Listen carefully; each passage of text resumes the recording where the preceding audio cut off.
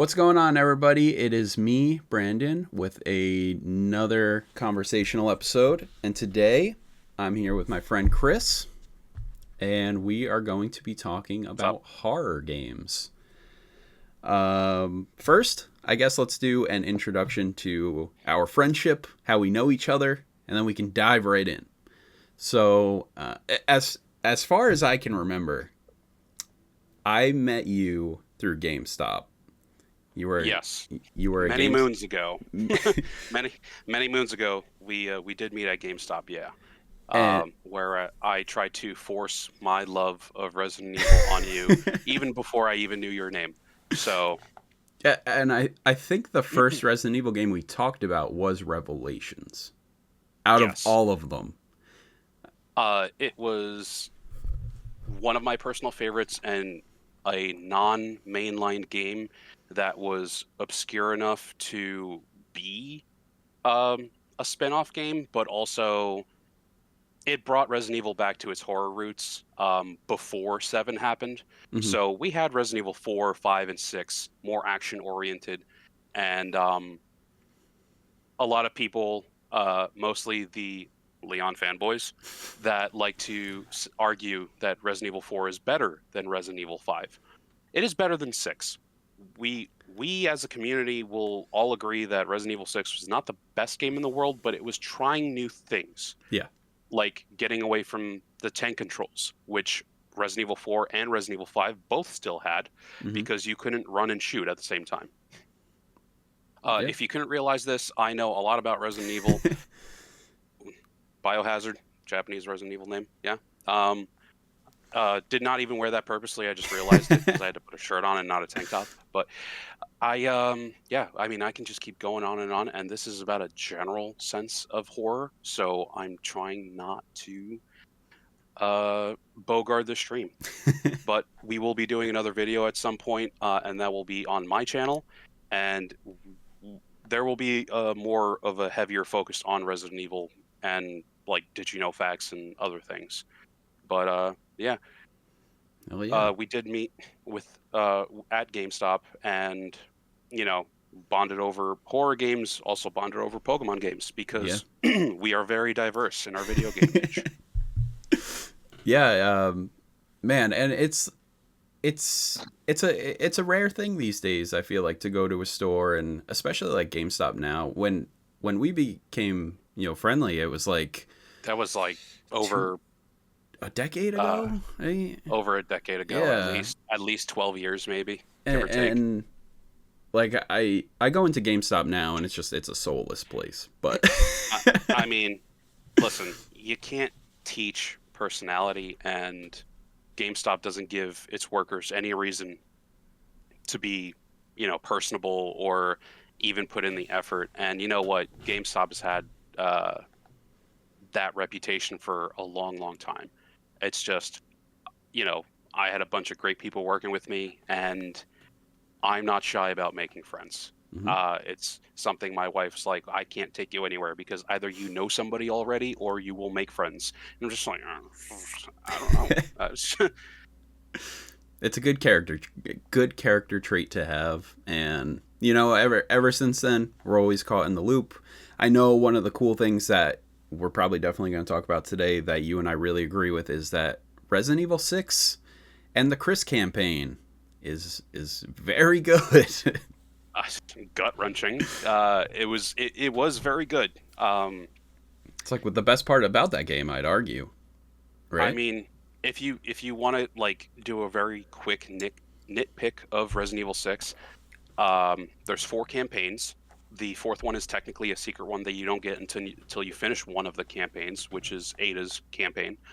Um, Leon and Helena, a new character for 6, have the more Resident Evil themed campaign with like actual zombies. Hmm. Um, then there's Chris and Piers, which is Call of Duty adjacent, but with still zombies and mutated freaks. And the ending is so gut wrenching, and it's just like, this was supposed to be a Michael Bay adjacent game, with like explosions and guns and stuff. And then towards the end, it's just like, probably one of the worst, not worst, but like one of the most emotionally detrimental endings since Code Veronica, Hmm. where one of the characters, I'm not sure if you ever played Code Veronica, but uh, S- Steve from Yeah. Code Veronica, basically he gets injected with the virus of the game and mutates, but like, he tries to save Claire, who's like the other main protagonist from that game. And there is a chance where he does technically save her, but at that point he does become mutated, and there's one very spicy, I don't know, 5-second game portion where you have to escape him. And Yeah. there are so many ways that it can go wrong, and only like 3 ways for it to go right. And RNG really has to be in your favor for that. But with not that I can't spoil a game that's been out for like over a decade at this point, but Piers dies and it's awful. And Yeah. he was like in a bunch of interviews with, well, all the directors, because I think there was like 3 directors in it. Piers was actually supposed to take over Chris's responsibilities in the BSAA, Hmm. and lore-wise, it made sense to keep him alive. But towards the end, Capcom was like, well, we can't let Chris die. He Yeah. is like the main character. Like besides Jill, he is like the main character. And as a casual fan, you can enjoy Resident Evil. You can also make fun of the fact that Chris comes back in RE5 from his absence. And well, technically, the last game he was in was Code Veronica, because you play as Chris halfway through the game. Yeah. And what happens in Code Veronica is a direct like response to why he becomes the Boulder Puncher Redfield. Um, there was, if did you play Code Veronica So that is the or one. vaguely remember, because Yeah. it has been a very long time? I played through, I think, half of that game. I what I know the story because it was also in the Dark Side Chronicles, right? Yes, but the Yeah. Dark Side Chronicles kind of summarize things in like a weird, not entirely lore accurate way, Yeah. which is funny because Resident Evil has been retconning its own lore since Forever. forever. But like Dark Side Chronicles was probably the worst of it until the current remakes. Yeah. The remakes are great games, minus Resident Evil 3 remake, but Yep. that's another story. Um, but the remakes remove so much lore out of the original games that it's like, to someone like me who is grown up with Resident Evil, Hmm. and I literally mean like grown up with it, like I was 8 years old. Yeah, I was 8 years old when I was handed my first copy of Pokemon Red and Blue and Resident Evil 2. That was also the first time I peed myself from playing a video game, and it happened right at the beginning of Resident Evil 2.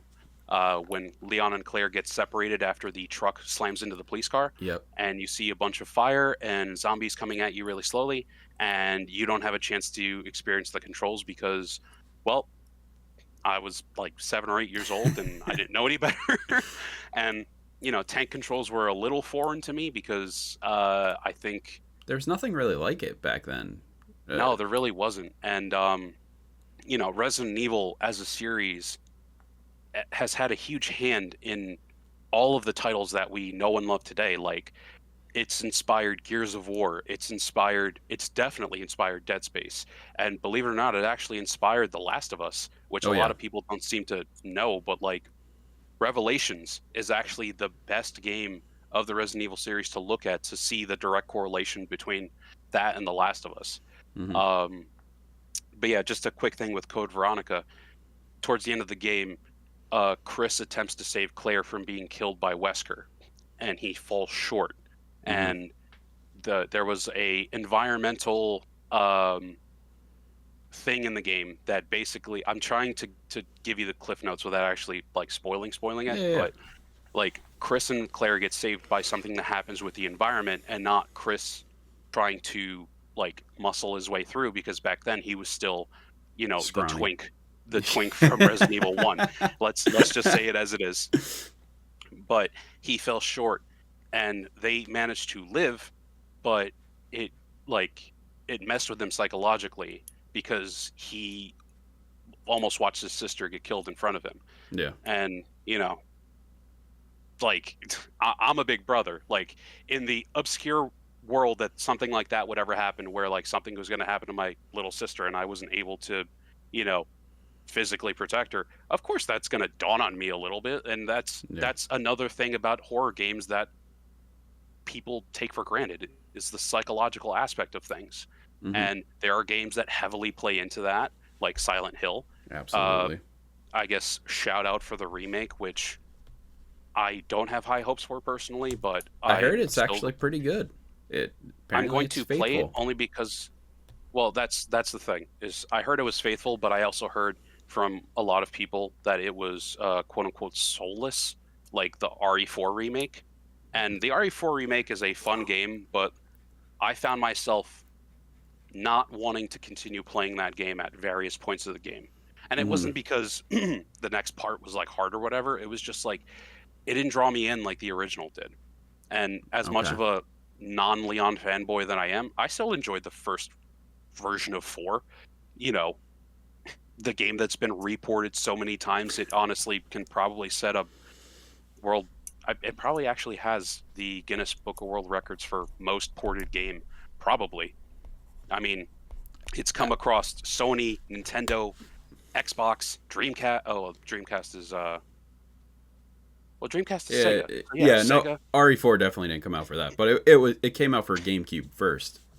Yes, Yeah, GameCube yeah. was the first thing, and then the director was like, "Oh no, this is, you know, a Nintendo GameCube exclusive. My right hand to God, take my hand if this game comes out for any other system." And then it was just like, Every mobile phones like yeah, well, immediately after GameCube, it was PlayStation 2. yeah. Like that much I do remember. And then, Do I have that? but that was like the original version of it. Hmm. And then, little did you know that Resident Evil 4, like development of Resident Evil 4 spawned 3 entirely different games. Yeah. You're actually wearing the shirt for one of them. Devil May Cry. So, yep. So they were trying to go in a different direction, but still keep its horror roots. And at one point, they had developed the game that was supposed to be Resident Evil 4 so far along that they were just like, all right, this is too far from its roots, but it's also an interesting concept.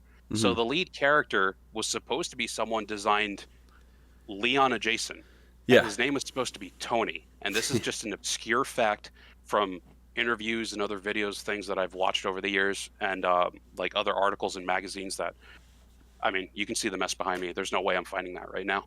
Hmm. But um, yeah, Devil May Cry, the entire series came out of Resident Evil 4's development. Also, one of my personal favorite obscure horror games, Haunting Grounds. Good luck Yes. finding a copy of that anywhere because it's one of those games that's so obscure and um, big in the horror community that like scalpers are just going in on any copy that they can find under a few $100. Yeah. Like a graded copy of that is well into like the thousands, and it's just, I mean, it's a good game, but it doesn't deserve that. It Like deserves a remaster. It really is what it I, needs. I don't think that's going to play out well with today's time Well, yeah.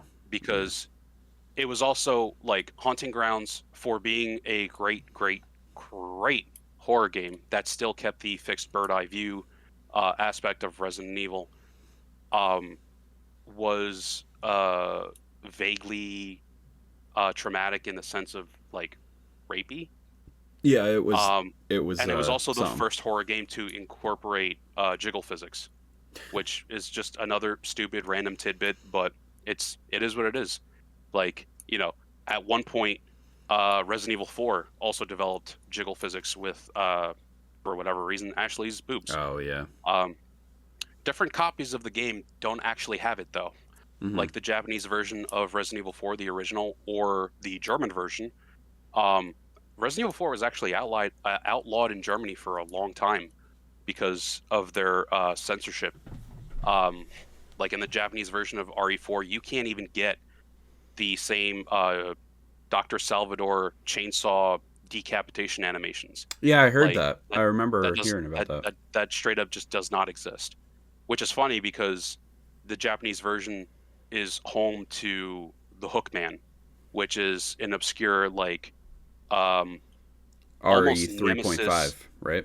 yeah, almost nemesis level adjacent like figure that stalks you, but it's a ghost, so you can't actually deal with it.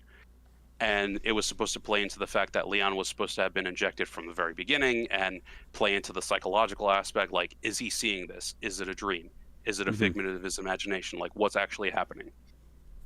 They had to scrap that idea for RE4 because between the actual game's like area and the dream sequence from when Leon is succumbing to the virus and seeing the Hookman, they actually had to create 2 separate maps and overlay them.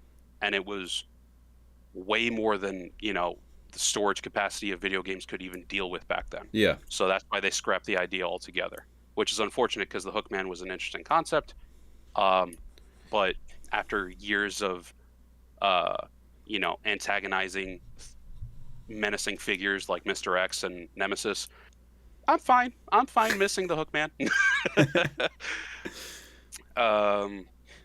Also, like, Nemesis wasn't as bad because even in the original of RE3, like, there was a dodge mechanic where, like, if you knew how to play the game, like, you could go untouched for most of it. And just like in the remake, they also brought back the dodge function. I honestly think they really made the dodge function, like, that was probably the best part of the RE3 remake, because they skewed and destroyed every other aspect of that game. Lore, location, like Jill doesn't even make it into the police station, which is BS. Yeah, like that's a missed opportunity. I mean, there's the entire clock tower part that was taken out completely in the remake. Like, they didn't they didn't have to do that or get rid of the gravedigger. But again, we are like multiple minutes into this and I am still talking about Resident Evil. Yeah, that was my first introduction to horror games. But like, my dad, he's always been like the horror person. Like, he watches horror movies all the time. And as a kid, I was actually like squeamish about it. And then, the more I played horror games, the more I'd like to see, just what could be done differently. Because, as a kid, you're just like, oh, I'm a kid. What do I know about anything? So then you're playing Pokemon games like, oh, yeah, these Pokemon don't die. They just pass out. And then you heal them and they're fine.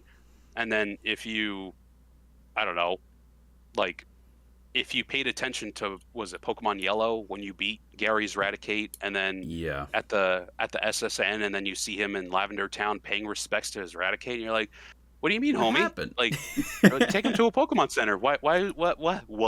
The concept of death was lost on a 7 to 8 year old, but like, for horror games, it didn't compute. But it was such a foreign concept that it was interesting, and that would later develop into every other aspect of things that I enjoy. Like, I recently have loved playing obscure horror games, even indie horror games. And one that I recently played that I really wanted to talk about was We Harvest Shadows, which I don't know if you've seen yet. I haven't heard of that one. No. It's interesting. It's very, very interesting, and it plays a lot with PTSD and depression, and disclaimer, there's talks of suicide and obviously the depression aspect of things. But the main character, he was supposed to be going to visit family at one point after something happened with his girlfriend, and you're not really supposed to be clued on to what happened. And instead of taking the turn on the road to take the exit to go to his family's house, where maybe he would have gotten some like love and support for what happened, you'll eventually find out. He ends up driving forward and ends up finding a property for sale with like a bunch of farmland and stuff, and he ends up buying it on a whim. And the game is basically, it's kind of like a Harvest Moon, not really Harvest Moon. It's more like kind of like a farming simulator for the most part. What was this game called again? Hang on to my notes. Yeah, I was like, I want to play this. It's We Harvest Shadows. It's still listed as a demo. Be careful picking up certain items. I'm just going to tell you this now because once you... No. Well, there are jump scares. It's a horror game, and you're on a farm by yourself. A lot of the gameplay is making money, Mm-hmm. which sounds really silly, but it's kind of it's just part of it. It's a lot like Stardew Valley. Okay. If Stardew Valley was a horror game and in first person point of view, Mm-hmm. like imagine Stardew Valley and Resident Evil 7 combined. But there's no Jack Baker following you around, but there are things that like mess with you because you see them in your peripherals, like a shadowy figure like coming out from behind a tree or whatever. You know, Whoa. Okay. um, at certain points, and there is a mechanic with the house and a painting. That's all I'm gonna say. But like as the painting changes, that's your health bar. Mm-hmm. Let's call it that. Okay. But I will say that once you buy a very specific item, the gun, once you buy the gun, the demo basically like fast forwards to the end sequence where like you don't have as much time to play. So you can technically draw it out by not buying the gun, but the demo eventually forces you to either buy the gun or lose. Hmm.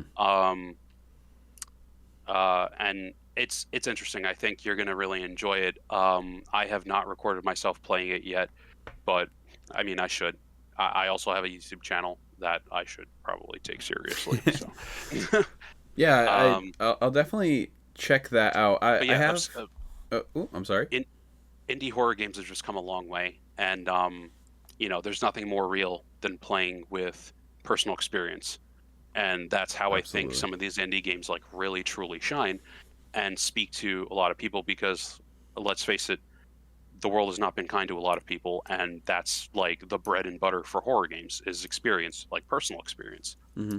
Where Resident Evil doesn't exactly come close to that because it's a fantasy world, and you know once COVID really started, no one knew about it. We may have thought that we were going into a Resident Evil like scenario for the world, but Yeah.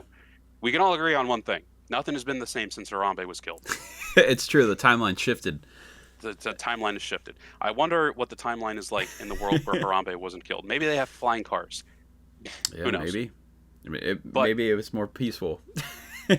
maybe. All right, go ahead. You All had right. something, and I very good at deviating from everything Oh, and that's somehow okay. going back to Resident Evil. I just learned a whole new game. So, all right. Well, that's kind of the point of this. I mean, I'm actually surprised you know Haunting Grounds because it's again super obscure, and your average gamer doesn't really know about it. Yeah. I Um, mean, but I'm a huge which, by the way, Capcom it, guy. oh, okay. Well, That's where it yeah, gets there me. you go. um, so the thing about PS1 games, right? Oddly enough, my first experience with a horror game is Dino Crisis. Oh my God. I love this. Talking about another IP that definitely deserves a remake. That's just never gonna happen. I clamor for this game for years. Like on my YouTube channel, I wear the shirt every like E3 season. I'm like, this is our year, right? And it never happens. Dino Crisis 2 in particular is one of my favorite games, and it is my favorite of the Dino Crisis games. Why? Why two? Why not three? Because the space dinos, and I don't know. I'm joking. Two Completely was in the jest, superior yes. game. No, the two was the completely superior game, and they somehow managed to make it even more outrageous by going dinos in space. Yeah. Which that's if that's not the funniest thing I've ever seen, like as a concept, then what compares to something like that, really? No wonder that I'll- IP is 6 feet under, because they were like, we're gonna put dinosaurs in space. But I mean, yes and no. If you compare it to another Capcom obscure heavy hitter, Parasite Eve. yeah, Parasite Eve's Like, wonderful though. no, it is, Yeah. but it's also like an obscure theme. Like instead of like zombies or dinosaurs, it was mostly like parasites and plants, I guess. Hmm. The original Plants vs Zombies. So back to Dino Crisis 2. There's a scene, and before we even preface all this, I just want to give a shout out. I made it a note on my notes here that how can we forget? They don't do this anymore really, unless it's like super really like I haven't played it yet, but Doki Doki Literature Club apparently hammers in before you hit play. They're like, this game's messed up. You're like, hit X. This game's really messed up. And I then, must have missed that disclaimer when I played it the first time. I was so taken back. Like, what in the Madoka Magica is this? yeah, Like that's an anime reference, and same kind of thing. You think magical little girl, like whatever anime, and I schoolgirl was watching thing. it with my girl. I was watching it with my girlfriend at the time, and like I watch all types of anime, but like episode 3 or 4 for Madoka Magica, when the little girl gets Yeah, like, I was like, I thought this was like a kid's what? yeah. Same thing with the Doki Doki Literature Club. It was like, excuse? Yeah, it's jarring, but I want to give a shout out to the PS1 era, like obviously Dreamcast as well, the sensitive content screen. Oh God. Like iconic. Like I just played Silent Hill 2 for the first time. Oh my God. Like first time through for the first time, and that was a really heavy game. I loved it. And how old were you when you think you played that game? When I first played it? Yeah. The first time I encountered Silent Hill was 3, and I was probably like maybe, when did that game come out? 2005. I'd probably say like 8. 2004, 2005. Yeah. 8 or 9 maybe. Okay. And that I traumatized forget me. that you're like slightly younger than I am, but I just oof. Yeah, that game's I rough. Yeah. I mean, I have a trophy in my collection, which I think you'll get a good kick out of. If you know anything about grading video games and how meticulously annoying and disappointing it can be, hang on just 1 second. Yeah. I have here the most horrible, but very nicely graded game that ever came out, and it's in the Silent Hill family. Silent Hills, Silent Hill 4. Oh my The God. Room. I had a 9.6. I had it in my collection for a very long time, and luckily for me, a relative of mine had actually bought me a second copy because it looks really spooky when you see it that from cover. I remember seeing it at Blockbuster back in the day. Yeah. I'm trying to get it so like you can actually like not see the glare, but like I'll throw the clip up too. Yeah. So this is in my collection as a trophy of sorts, but it's probably one of the worst horror games that has ever come out. And that is a lot, because there are games that are fan disappointments, like Resident Evil 6. Yeah. And then there are games that are studio and like revenue disappointments, which is BS to me, because the 2002 remake of Resident Evil 1 was a disappointment to the studio. And, I've heard it in multiple interviews, and it wasn't just like one thing that I was like, this has got to be fake. There's no way. Because to this day, the 2002 remake is my number one game, along with Resident Evil 3 Nemesis, the original. I love the original Nemesis. 2 was a very good game, don't get me wrong, but like...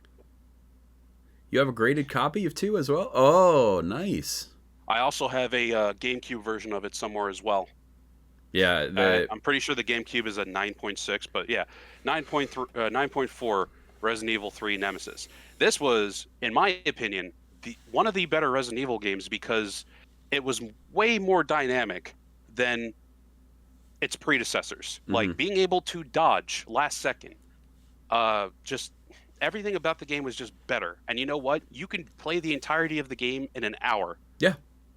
Like, and it's not to its detriment. It's like, it's a good, enjoyable game that you can get a lot of good replay value if you play multiple times. But like, you could play it once and enjoy it, and it won't be a daunting game.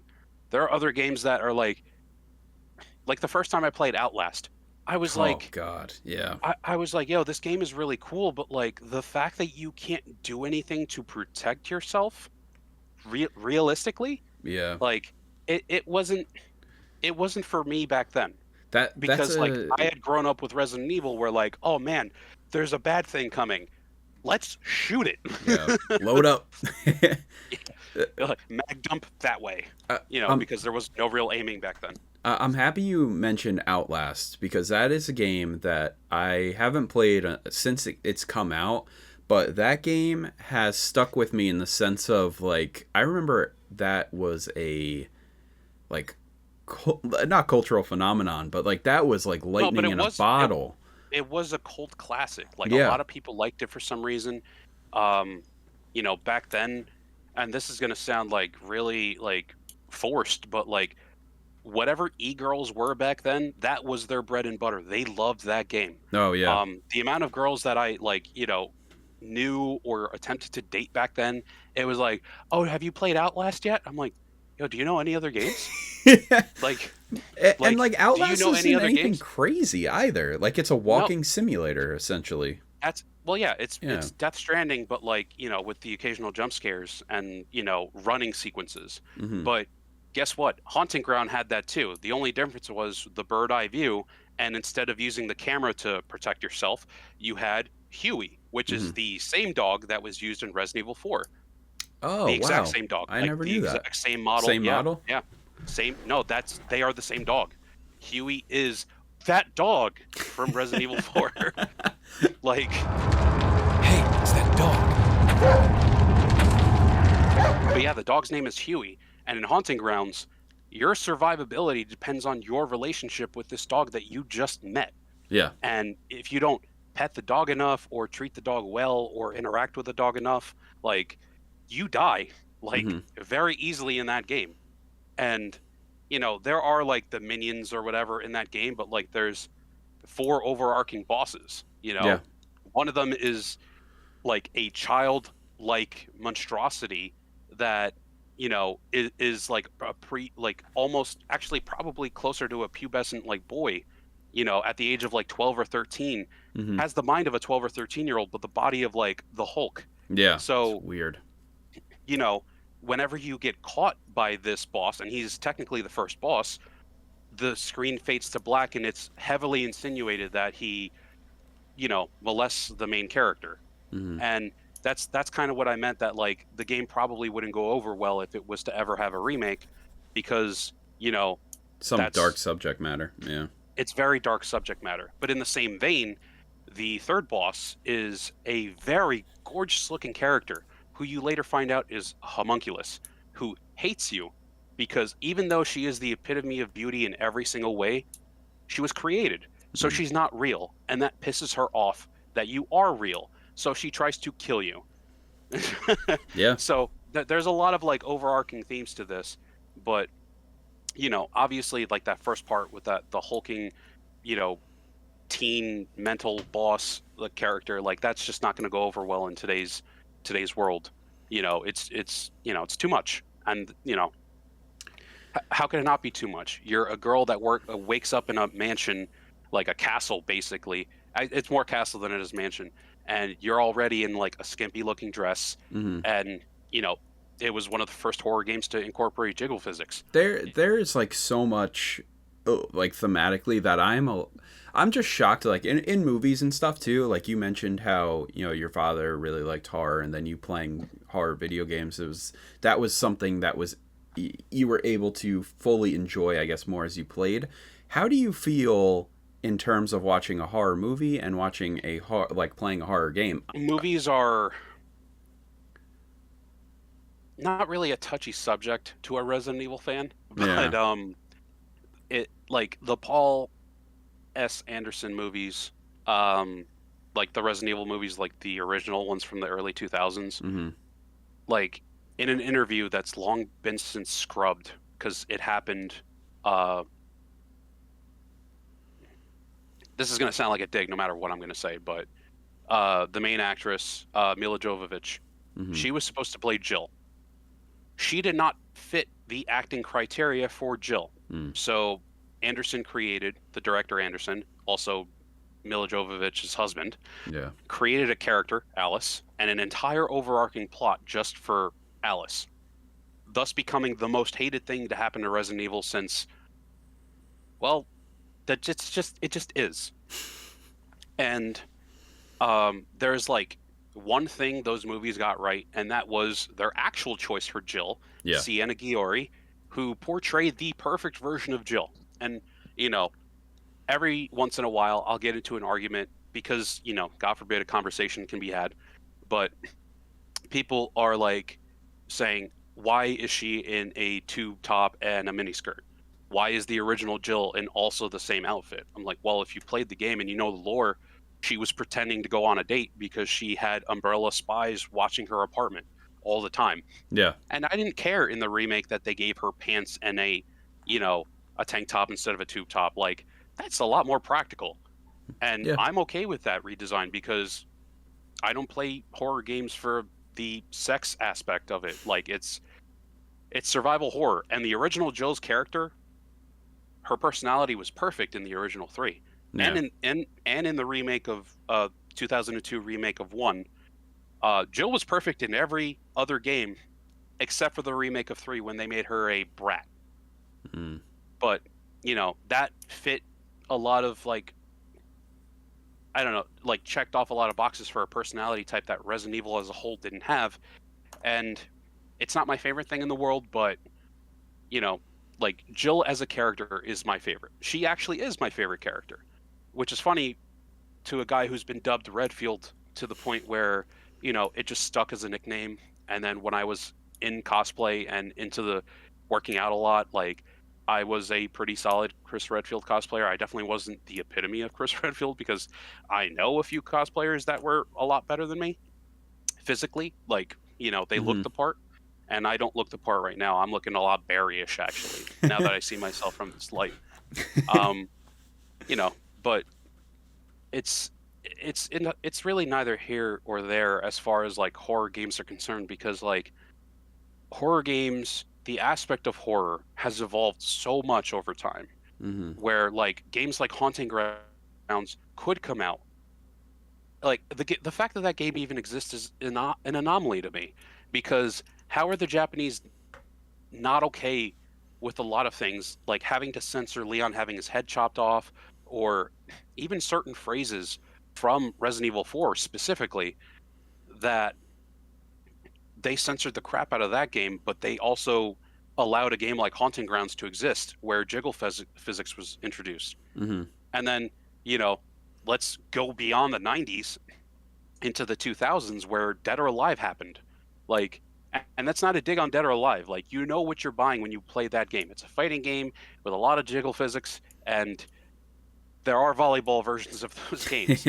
And like, you know what you're selling, you know what you're playing, you know what you're buying. Like, it's not like a problem. It's just, you know, like most other categories in video games, like horror has evolved, fighting games have evolved. Like, I forget which Soul Calibur game it was, but, like, I think it was like 4 or 5, where if you took enough damage, your physical, like, look would look the part, like your armor would start breaking and, like, fall off. Games have come a long, long way, and based on platform, games have changed drastically. Like Resident Evil 3, or I'm sorry, the PlayStation 3 rather, with the controller, the haptic feedback. I believe that's when it first, like, really. I mean, the shock system was already implemented in the PlayStation 2 controllers, but I feel like 3 really pushed its limits. And then it had the 6-axis as well, the cool, like, gyroscope or whatever. Yeah. Yes. 4, I think, was the pinnacle of it personally. On the nose. Well, like, I happen to have a PlayStation 4 controller because I play my PC games with a controller because I'm a scrub and I don't like to use keyboards. And I got, like, this clown controller here too. Well, there's nothing wrong with the PS5 control. Like, I happen to have an abundance of PS4 I controllers. love the PS4 controller though. It is the best. It's very good for PlayStation controller. Anyway. Yeah, no, I don't have any issue with it. It's just, I think the PS4 controller, for what we had at the time, with the light bar that could show your health or your, like, health status depending on what horror game you're playing, or even just the ability to hear things from the controller to feature. Fully immerse yourself into the game. Like playing Resident Evil 7 on the PlayStation 4. And, you know, if you're like me and you're out of your mind and you like to feel your horror games, you can buy the Resident Evil 7 themed candle, Oh which no. is supposed to smell like blood. And Oh, it's not blood, dude. It's honestly like cedar. It smells like old cabin wood, and which is perfect. it fit the atmosphere. But like the point is, like, having a controller do that, where it's like built into the function that, like, they didn't make a controller have a speaker or like, you know, a light bar for your health specifically for Resident Evil or any other game that has that. Like, the games themselves were built around the hardware. Yeah. And whereas Sony and Microsoft have continued evolving, Nintendo has been stuck in the same rut. And you can call it what it is. I know this is a horror thing, like a horror conversation, but like Nintendo has really been coasting on the Switch, being like what, 8 years old now, and Yeah.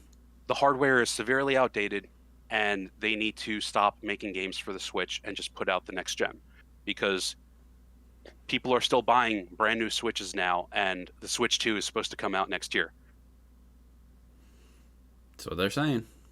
But the Switch does things like take horror games like House of the Living Dead, where it's not a graphically demanding game, but it gives you the closest feel of being in an arcade Yeah. because of the Switch joysticks. That was So, that was pretty good on the Switch. I bought that. I but enjoyed that's it. what I'm saying. Like the Switch has every console, every, you know, every I guess manufacturer or just like company at this point has their own way of contributing into having games like horror games evolve. Hmm. But games like House of the Living Dead and House of the Living Dead 2, those games have never evolved. They are arcade shooter games, and Hmm. that's all they're ever going to be, and that's why people like them. You can't have that on PlayStation or, you know, Xbox. Like, the Switch was the closest thing to it. The closest, the Switch Joy-Cons are probably the closest things to an actual light gun that you're ever going to physically own in your house, unless you're an arcade buff who likes to collect arcade style games. But good luck with that. Those things are so crazy expensive because nostalgia just sells. So anytime you see, you know, anything from your past and you're like, oh man, that's cool, or like, oh, this retro game store has Pokemon Red in a box that isn't beat to hell, they want how much for it? Yeah. Like, and that's just a bad example because Pokemon is a franchise that has kept its value for God knows how long. But like, you should not walk into a retro game store and pay $90 for a Game Boy Color. I will tell you that much right now. But And so there's a longer list of other things. But go so on. so on your point for the I'm really happy you mentioned House of the Dead and also the Switch capabilities and the Wii. So I'm thinking about doing a Halloween video, and unironically, it's going to be probably House of the Dead 2 and 3 Return for the Wii. Why I not? I love that you mentioned the remake of the first game for the Switch, because I also had in my notes arcade light gun games, and Yep. I wanted to talk about those because they are essential. And I think the early 2000s, from like the late 90s to maybe 2008, had this aesthetic, and Silent Hill 2 captures that aesthetic very well. Same thing with like the game over screens and the sensitive screens as well. But like, Yeah. horror Yeah. games used to feel so grungy. Like, you would see The something, early 2000s will do that to you. and that's exactly Like, what it that's was. that's just part of the deal. And like Silent Hill's success was definitely not in storytelling, but in ambiance. Yeah. Like, if there's one thing Silent Hill as an entirety, like as a series, has ever done correctly, it was location and ambiance. Hmm. Like, that was perfect. Like, other games have taken keys from that. Like, I know Resident Evil 7 was definitely inspired by Silent Hill in some regards, And PT, but like, yeah. oh yeah, oh yeah. But it's just like, you know, in the evolution of horror games specifically, one hand washes the other. So like, where one game does something insanely right, other games are going to follow suit. Kind of like how Resident Evil 4 was both the start of the evolution of Resident Evil, but also the downfall. Hmm. To downfall as in like to the actual like fans that have been playing since the original games, and this isn't a dig at newer fans. This is not anything like that. It's just you grew up with the tank control, bird's eye view, like camera settings where you can't see what's about to happen around the corner, and you just walk into a zombie, and that played into the horror experience, which is, you know, the great unknown, which is a fear for a lot of people, like the fear of the dark. It's such a common thing, but like that's never going to end. Mm-hmm. Like the fear of the dark has been a thing since cavemen. Like and it sounds funny, but like when you think about it, it's just like, yo, fear has been huge in our own evolution as like people, as a society, as everything. Like, and you know, some people don't like horror, and there's nothing wrong with that. Mm-hmm. Other people thrive on this stuff, and I'm one of them. And you know what? As a seasoned veteran horror player, I still get jump scared. Like, then there's It does nothing happen, wrong with yeah. that. That is, there's like the demo I told you about, that indie game. We harvest. We harvest the shadows. Yes, like that one had a jump scare that was well telegraphed, and I still got scared. I was like, yo. That's a good one. Yeah. Well, it's a demo, so you know it's gonna come to an abrupt end. Fair warning.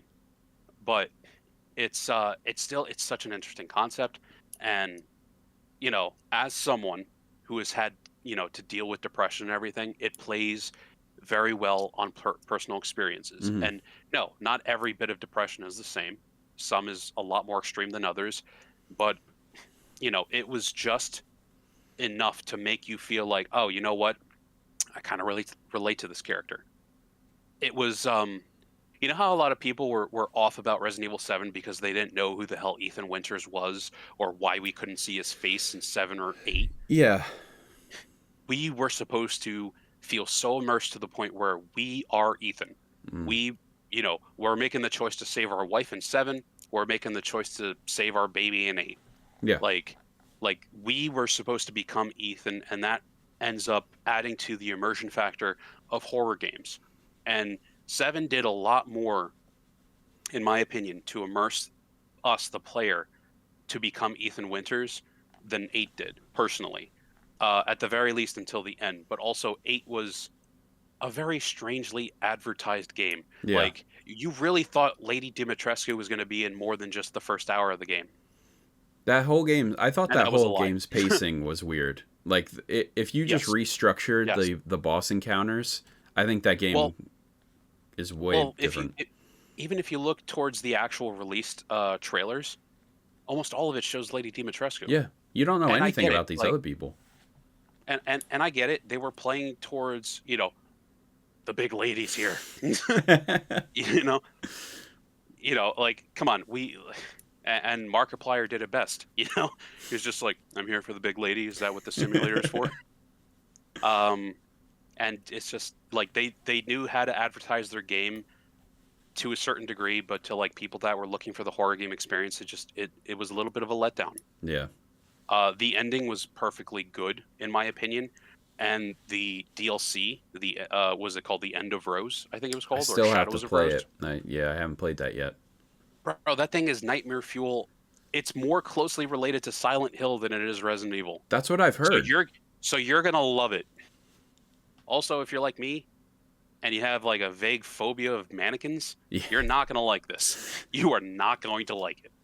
I think I remember catching you on stream a couple years ago, or I watched your video. But what was your thoughts on the dollhouse in 8? That's like easily like one of the series' best moments. Would you say, right? In terms of horror, with that was The dollhouse with the baby chasing you. Yeah. That was it was terrifying. it was terrifying, but it went beyond what Resident Evil was originally supposed to do. But then again, with genetically altered zombie creatures and, you know, zombies using guns in Resident Yeah. Evil 6, like nothing is really outside the norm. It was, again, more Silent Hill than it was Resident Evil. Hmm. And yeah, that threw any person who plays Resident Evil games for a loop, because I sure as hell was not expecting some unkillable, unavoidable baby creature. Was it killable? Maybe. I don't know. But I didn't want to find out. Your well, no, your guns were taken from you as soon as you enter the dollhouse. That's right. Like, Yeah. and even to enter the dollhouse, what you had to psychologically give up and literally give up was a picture of your family to even enter the dollhouse. Like, Mm, that's Silent Hill to a T. yeah. That's psychological horror at its like finest. At its finest, but also at its like rudimentary stage, which you know, for horror and for especially for like psychological horror, you don't need a lot. You No. need the character to like sacrifice something that's near and dear to them, which the entire point of Resident Evil 7 and 8 was Ethan saving his family. So he was giving up the one picture he had left of, you know, Mia and his wife and his daughter Rose. Hmm. And you know, I feel like that got overlooked because the dollhouse portion of the game was again really short because the pacing was all over the place. Like I think you can get through the dollhouse section of the game like if you know everything and know where certain items are, you could probably get through it in like 35 minutes, maybe 40 minutes. Yeah. That sounds about right. Again, I think the biggest problem Whereas with like 8. the Dimitrescu Tower was like I got through it in like an hour and I was just like, wait, really? Yeah. Like she's just done? So is the game over? Like, and that wasn't even me joking. It was just like she was so heavily advertised and like, you know, the spooky, you know, Hot Topic daughters. Like She was the marquee villain. like yeah, and she or if you want to put it into Monster Hunter terms, she was the flagship monster. Yeah. But like, you know, she saw maybe an hour's worth of actual gameplay, and then I mean the pacing was again all over the place. Like Heisenberg's factory. If you're new to the game like I was, and like all the footage that I have on my YouTube channel, like all of that was my first playthrough of it. So like you can tell from my camera footage quality, my backdrop, like that was back in my old apartment. That was years ago. Hmm. And I had no idea what the hell was going on. I played the game on release. Coincidentally, it was probably my best stream on Twitch.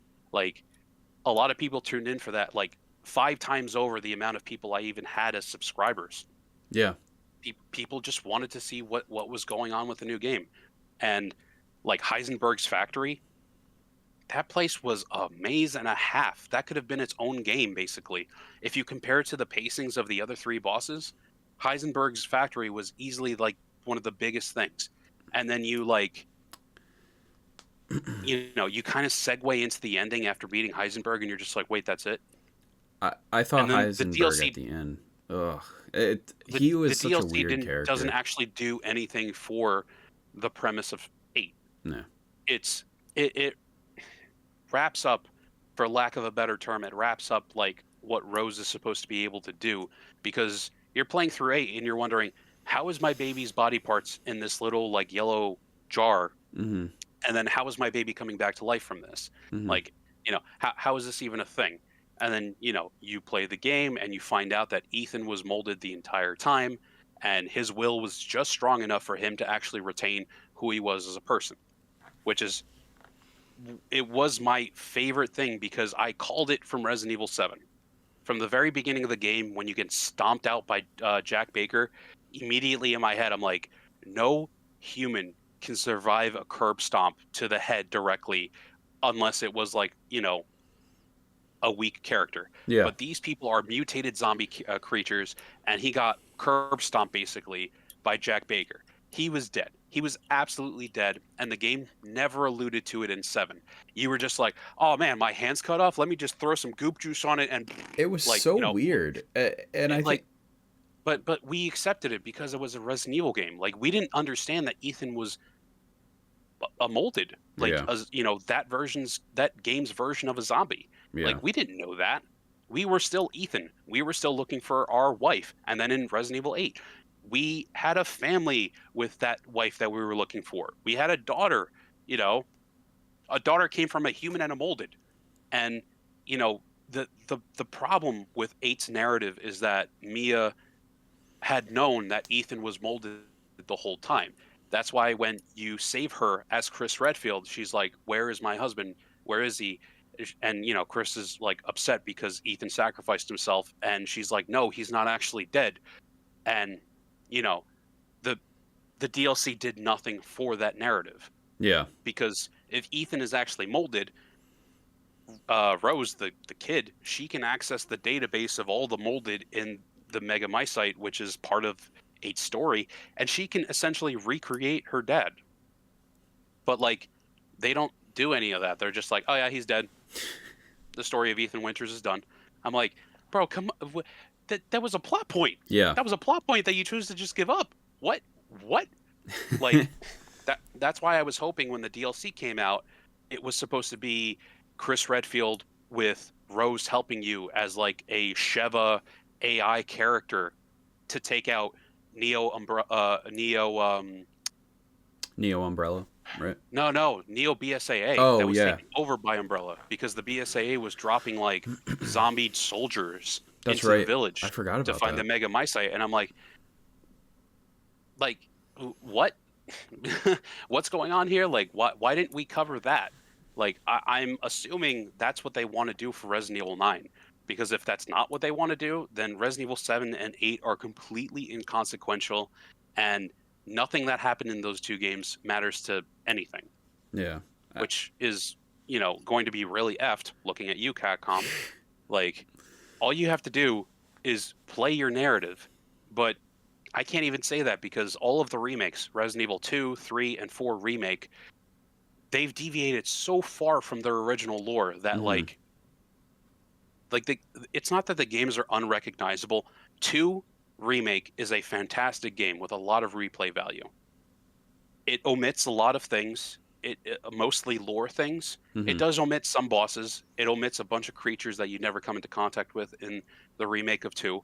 But the biggest travesty of the remake of 2 is the zapping system from 2. Whereas if you play Leon A and you pick up, an Uzi, when you play as Claire in Claire B, the other half of the campaign that you're playing, that Uzi is no longer allowed for Claire, which added to the survival horror aspect of that game. The zapping system was it was such a great idea, and it was short-lived, and it never happened again after that. And to a modern audience, they probably thought that it would be too damning and too hard for people to get into. Yes and no, but the Claire A or Claire B and Leon A and Leon B of the remakes, they're really not much different from each other, minus certain bosses that characters come into contact with. Yeah.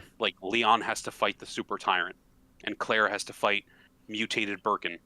That's really the only difference. And Leon gets the alligator, right? Too. Yes. Yeah. Leon gets the alligator. And it's just stupid.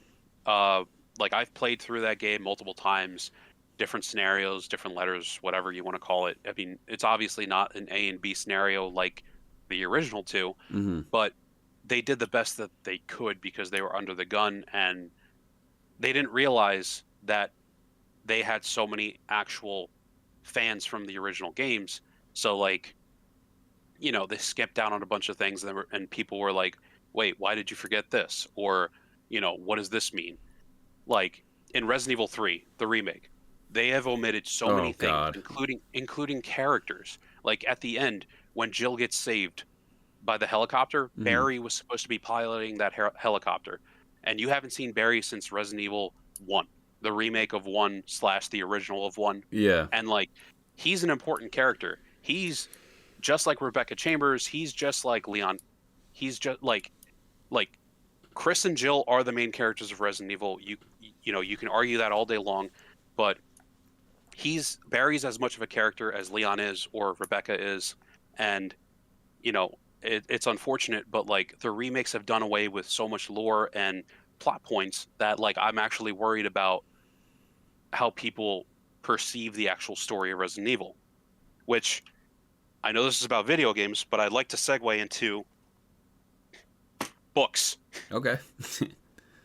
So if you never played some of the video games of Resident Evil, or if you're like my wife who doesn't like horror games, but she knows that I love Resident Evil. This is an alternative. This is a novelization of the original game.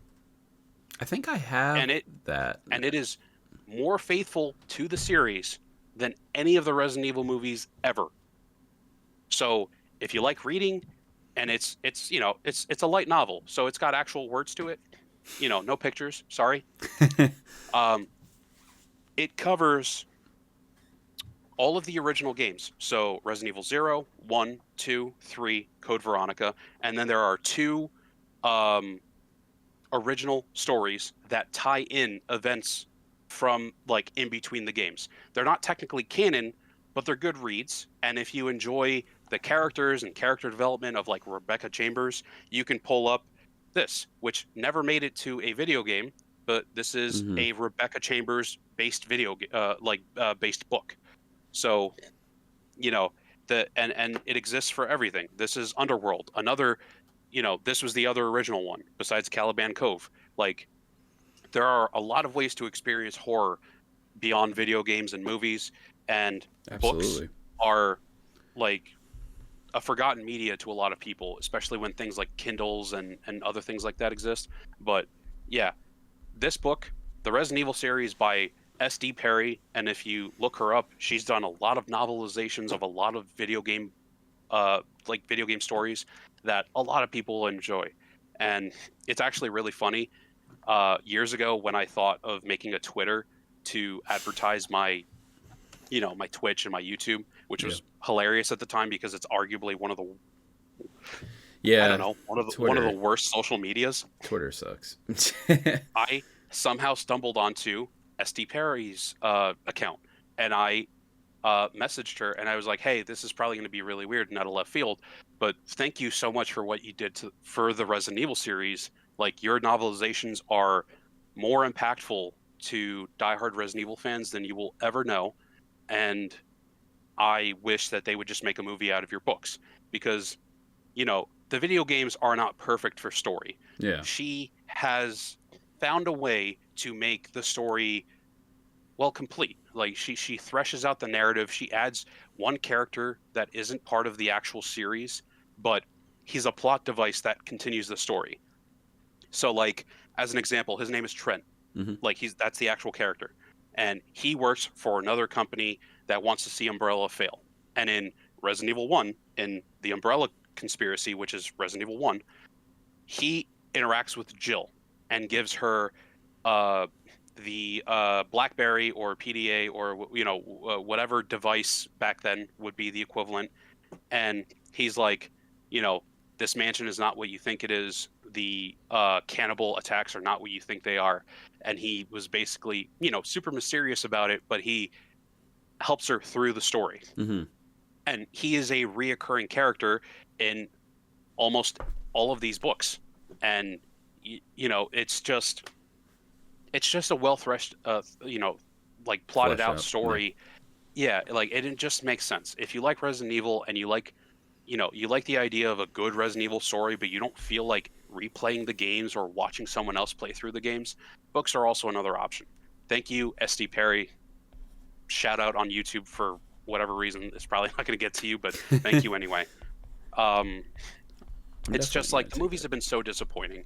And just like take one last shot at movies, I went to Welcome to Raccoon City. I went to go watch it in theaters. I remember you were saying that. Yeah, I had high hopes for it, and my wife had to physically stop me halfway through the movie from leaving. And it had so much promise.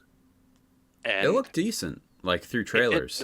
But that's the thing. It looked decent, and it looked like it had potential, and it looked like everything was setting up to be pretty good. I had issues with some of the casting, like the guy who played Wesker. That was a weird pick when Anthony Starr is like literally right there.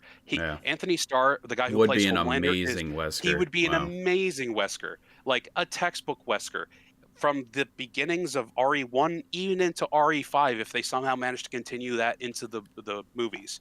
But like, Welcome to Raccoon City was an amalgamation of 1 and 2, and they sprinkled in some Code Veronica into the story that had no place to be there.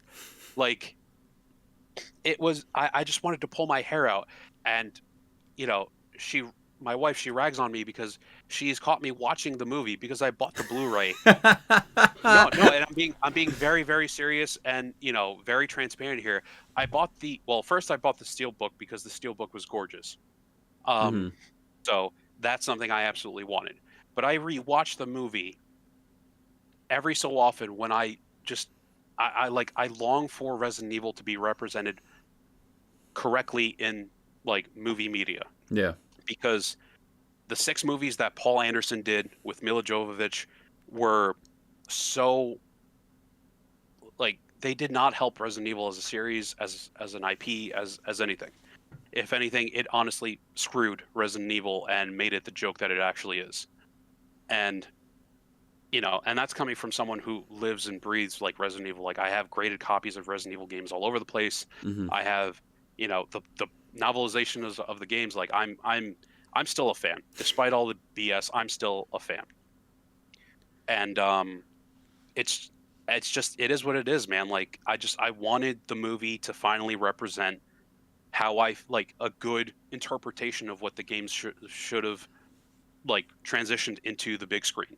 And if they had just fixated on Resident Evil 1, it would have been fine. Yeah. But they like they effed the timeline altogether because they had the what was happening with Resident Evil 1 and 2 happening at the same time, which is not true. No. Those two stories happened months apart. Yeah. And not only did they, completely screw themselves, but the ending of the movie, like, Raccoon City was leveled to nothing, and you meet Ada, which, was she a good pick for Ada Wong? Probably not. But this poor actress has received so much hate from, like, the movie community that, like, she was basically bullied into never showing up again. Wow. And she showed up in the end credits scene with Wesker, who now is photosensitive to lights, so now he has to wear his patented sunglasses from Resident Evil 5. And I'm like, how are you going to salvage this movie? How are you going to incorporate Resident Evil 3 when you already leveled Raccoon City? Like, No. Raccoon City does not exist by the end of that movie. Also, I don't know why they made Leon a joke. They made him a drunk college dropout joke. And it's not a dig at the actor. Like, he did the best with what he was given. Yeah. But, like, you know who he would have been great for? He would have made an amazing Carlos from Resident Evil 3. Or an amazing Luis from Yeah. Resident Evil 4. Yeah. Carlos from Resident Evil 3. He would have made a great either of those characters. And it's not because he's Hispanic. It's just, it's more fits his style. And, like, people complained about Jill and her look and why her hair was the way that it was and why she didn't wear a beret. So, sorry, I'm obviously getting into this. This will be the last thing. Yeah, Like, Jill's costume in Welcome to Raccoon City was a complete homage to her secret outfit in Resident Evil 1. Mm-hmm. Like, the way that Jill looks in the movie is what she looked like in 1. And it was supposed to be like the actual outfit for her in 1.5. But I think it made it as an alternative costume in the first, like, 1996 Resident Evil 1 game. So that's that. There's another popular YouTuber out there. His name is Where's Barry, and he literally goes through Resident Evil videos and games, and he's like, "But here's the important question: where is Barry in all of this?" Like, his brand is literally that, and it's literally, where is Barry in Welcome to Raccoon City? And that's kind of like the thing that gets me. He is a core member, but, like, that's the thing. Like, they, much like the remakes of Resident Evil 2, 3, and 4, Welcome to Raccoon City also was a detriment to the lore because it omitted certain characters, and, like, Barry was supposed to go into the mansion. Why wasn't he not there? He was the other half of Jill's campaign. Like, he was the NPC that you bumped into while playing as Jill going through the mansion. Whereas when you play as Chris, you bump into Rebecca. Fun fact, did you know there are 8 endings to Resident Evil 1? I didn't know that there was that many. I thought there was only, like, maybe 5 max. No, dude. Play the remake, the 2002 remake. There are a total of 8 different endings. And by endings, as in like there's the very good ending where you save, like if you play as Chris, you save Jill Hmm. and you save Rebecca, and Barry somehow manages to show up at the end and you all fly away happily into the sunset. And then there's the terrible ending where you don't save Rebecca. Yeah. And Jill is like seriously injured. Like there's just like there's a lot to a I didn't know game there was that, that many. yeah, dude, it's crazy. And it's, again, even crazier because it was considered a failure to the studio, which is BS because it was probably one of the best Resident Evil games that's ever come out. To this Um, day, I think that game just the GameCube held a very special place with Resident Evil, and I know I messaged you about this like last week or whatever, but for a long time, that's where you were able to play Resident Evil 1 through 4, including Code Veronica, yeah, without a hiccup. Like that GameCube was such a special system, and I'm the happy to own GameCube them was, all and all yeah, that. But RE1, man, the GameCube was what PSP was to Sony. It was a system that was way ahead of its time. hmm The GameCube was a raving success, whereas the PSP was unfortunately not. And hmm then it fell from grace even further when it went to the Vita and went from their proprietary like disc in a hard UMDs, shell yeah, case. Yeah, the UMDs, thank you. Where it went from the UMDs into like little memory cards basically. And I'm like, you spent all of this time making your own like UMD, like this is our brand, this is our thing, and then just scrapping it, going to the Vita, and then both of them died in like a not glorious end. yeah, And it sucks because the PSP was like the PSP was a smartphone before it was anything else. yeah. Like if you popped in a It movie had UMD, potential. like the amount of times that I've watched Harold and Kumar go to White Castle on my PSP, and it was like, like the quality was incredible. You're like, this is a game. There's no lag. There's no weird. It's a game system. Like the PSP actually has like such a serious fan base even to this day Hmm that I came into contact with because I commented on his Reddit post, but a guy used his PSP and turned it into a navigation system I that like saw has that. updates. Yeah. And I had a conversation with him. I'm like, dude, I just gotta say, like, it's so refreshing to see someone else give the PSP some life and meaning. Yeah. And like the Vita, for example, would have made an incredible smartphone. It was hmm basically a sidekick, Yeah. like a very, very well threshed out sidekick that had the potential of having good quality video and playing videos, and like it was like a gamer sidekick. That's really what it was. And yeah, like getting back to your point, GameCube did a lot for a lot of series beyond Resident Evil, and it was nice to see that you could get the entirety of Resident Evil on the GameCube, and that could be your be all or be an end all for most of the series. Yeah. 4 came out for the GameCube. 5 did not come out from the GameCube. I think 5 was exclusive to PS3 for a very long time. Yeah, for a little bit. Nah, I don't know. I It remember playing an Xbox it was 360 demo. no. It was supposed to be an exclusive. That much I Oh. remember because like Sony had some kind of deal with Capcom, and I think it was one of those things where it released first for PlayStation and then for 360. Because I definitely played uh, Resident Evil 5 on both PS3, 360, and now recently PS4, PS5, PC. Yeah. Uh, It's on Switch. but yeah, actually, matter of fact, you're gonna get a real kick out of this. You have a graded Uh, copy? no, well, not yet.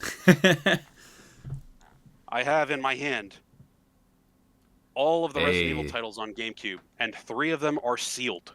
nice. So these are collect and box games, right? Resident Okay. Evil 0 opened, the remake of Resident Evil I 1. love that cover. I do too. Honestly, like I'm still trying to figure out what I want for a Resident Evil themed sleeve, but like the mansion, Jill, like this, I seriously considered being the like tattoo Hmm for Resident Evil 1. So a sealed copy of Resident Evil 2, Wow. and it's like pristine. Sealed copy of Resident Evil 3, and it's even more pristine. Code Veronica, sealed. And then of course Resident Evil 4. RE4's So GameCube cover Yeah, I don't think they've ever beaten that. It's iconic, that photo. It's iconic, but like this is the game. You're Yeah. not gonna. It's not like watching a trailer for a game, seeing like, oh man, those graphics look good, or the gameplay looks good, and then when you play the game, you're like, what happened to the trailer? Yeah. It's actually a great segue back into Silent Hill. Is how the studio was bullied for the girl that you meet at the very beginning because of the way her face looked. Oh, yeah. Like I'm sure you saw that, but like it was such a hot button topic For the because people were remake, like, right? yeah, for the Yeah. remake. I forget what the girl's name is because you meet her right in the beginning. I think it's You meet Angela, her at the. maybe? I don't know, to be honest with you. Like if it was Resident Evil, I could tell you any character, obscure, main, whatever. I can tell you anything about anything, but like not Silent Hill. But like you meet her right in the graveyard, Yeah. and she's like looking for her dad and her brother, and It the is studio designed her, Angela. Yeah. the studio designed her face so strangely that people like bullied the Silent Hill studio like mercilessly.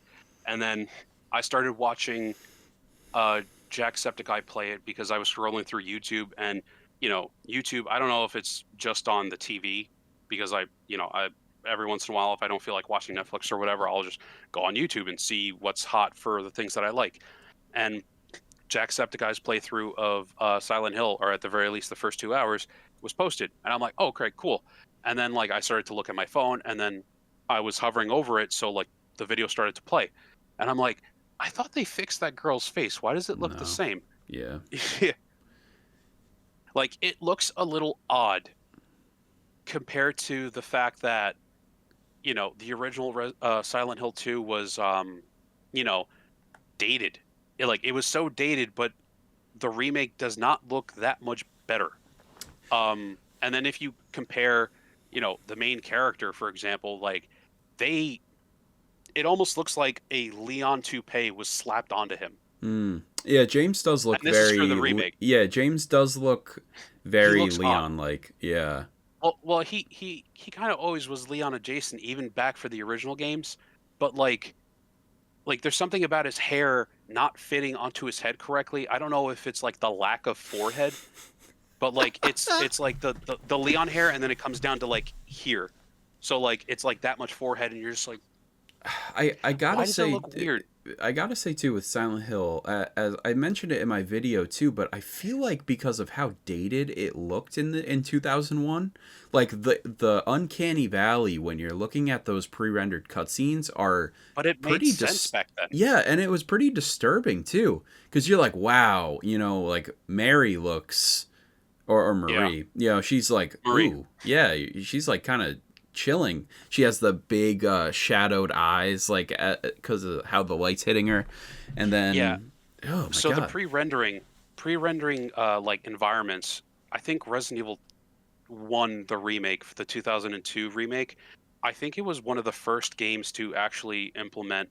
If it wasn't the first game, it was definitely like one of the first few games that had the pre-rendered backgrounds, and that's yeah, what made the that game game definitely so does. gorgeous, so gorgeous. Like going through the mansion with those pre-rendered like scenes, holy crap, dude! Mhm. Like especially back in 2002, that was really impressive. And Silent Hill 2, even the original, was still really good about that. And that's what I mean about like the ambience being like Silent Hill's claim to fame. Like the environment and the ambience in Silent Hill as a series is vaguely untouchable.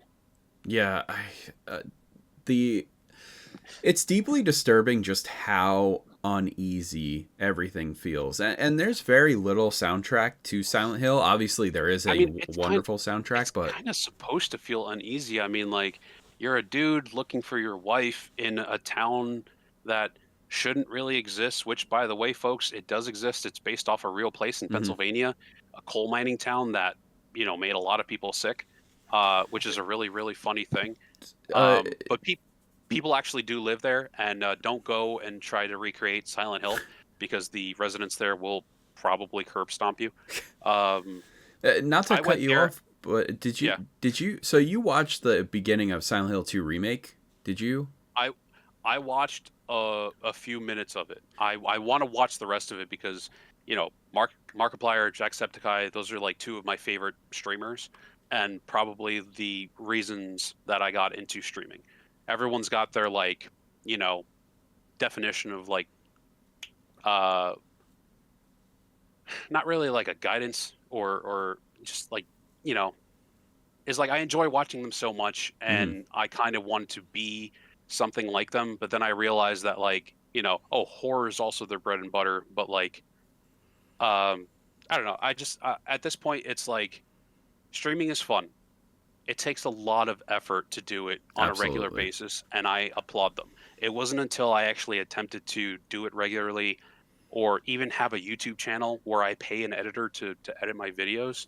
Hmm. Um, like it's honestly harrowing how much work actually goes into being a streamer, and I think a lot of people take that for granted. But they were like, you know, they are the streamers. Besides them, it's what PewDiePie I that think were like so the for horror. Yeah. you know but even just like big name streamers that people Oh, are yeah. like, oh, last year Markiplier won like Streamer of the Year award or something. I don't know. He made fun of it. He made fun of himself on one of his videos. He was like, you know, picking up his trophy. He's like, I'm a Streamer of the Year. I think while he was playing like Chained Together with Bob and Wade, Yeah.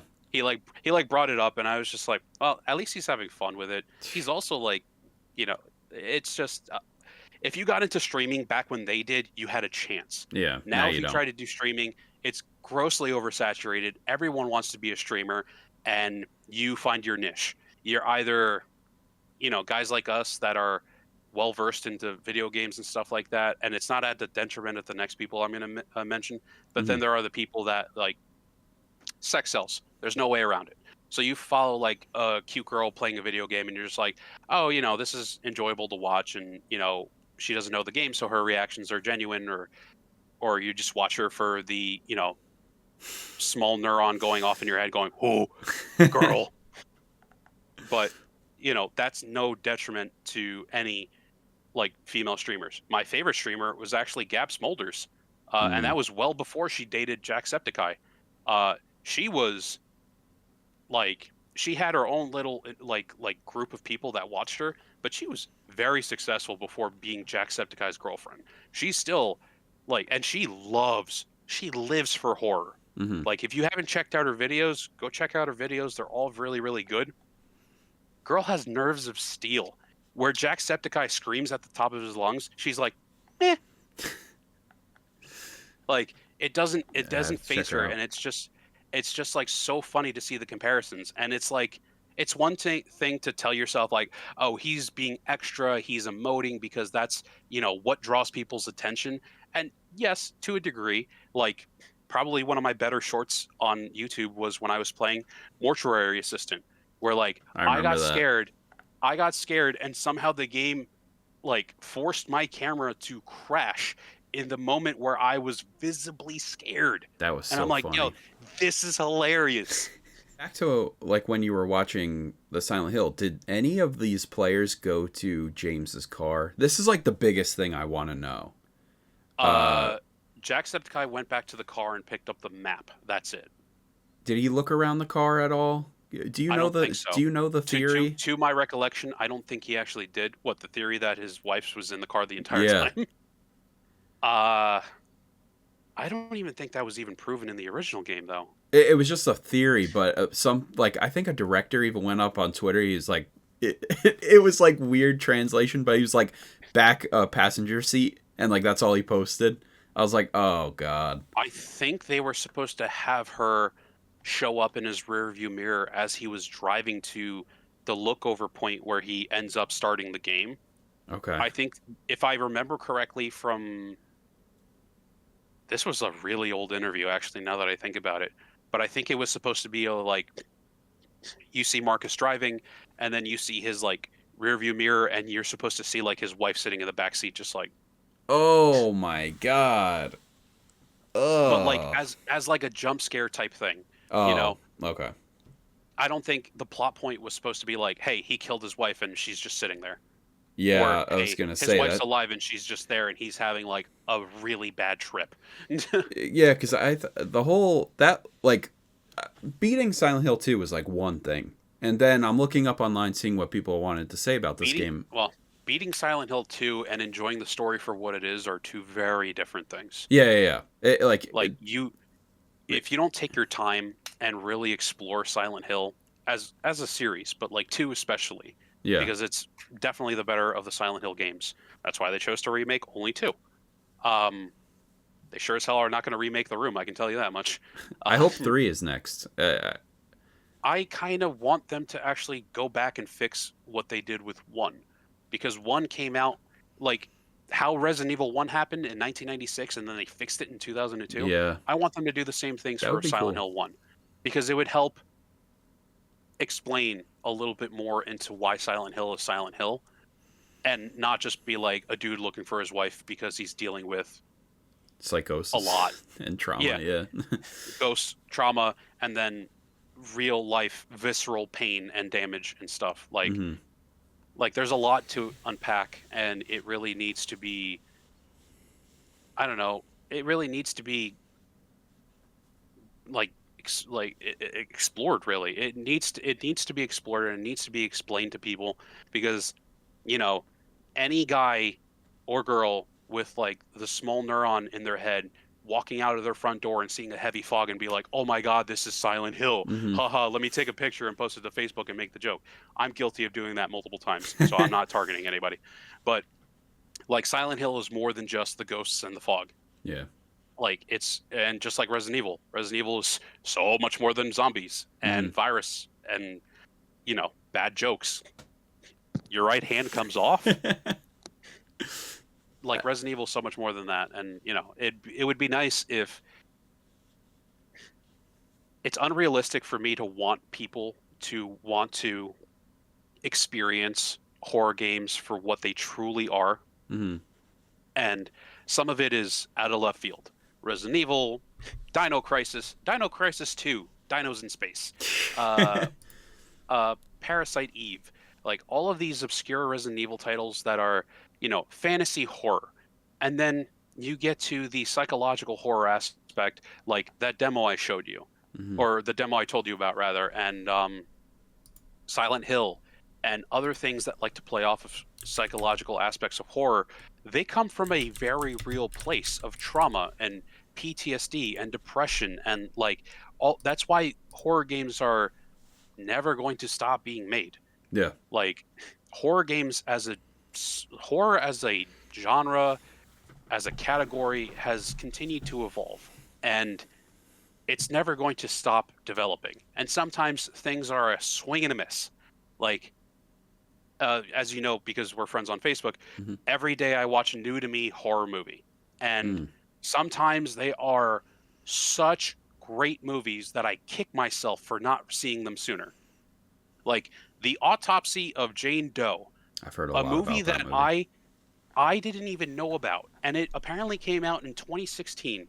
And to me, that movie, and first off, Brian Cox, you did it again, dude. Like your acting is so good.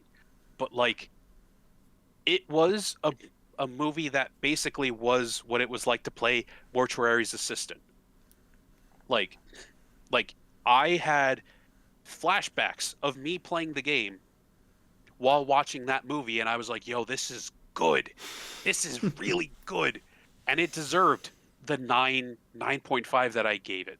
And then there are other movies that like Tarot. It came out in 2004. It's on Netflix.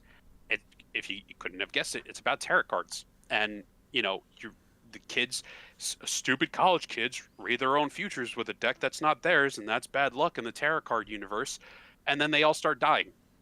And the kid from the new Spider-Man movies are in it. Battalion, whatever that kid's name is. Tom Holland, right? No, not Tom Holland, but like his friend, his best friend, the partner. Yeah, okay. I don't know his name, the but the kid who's not actually a kid, but his name is something Battalion, Stephen Battalion or something.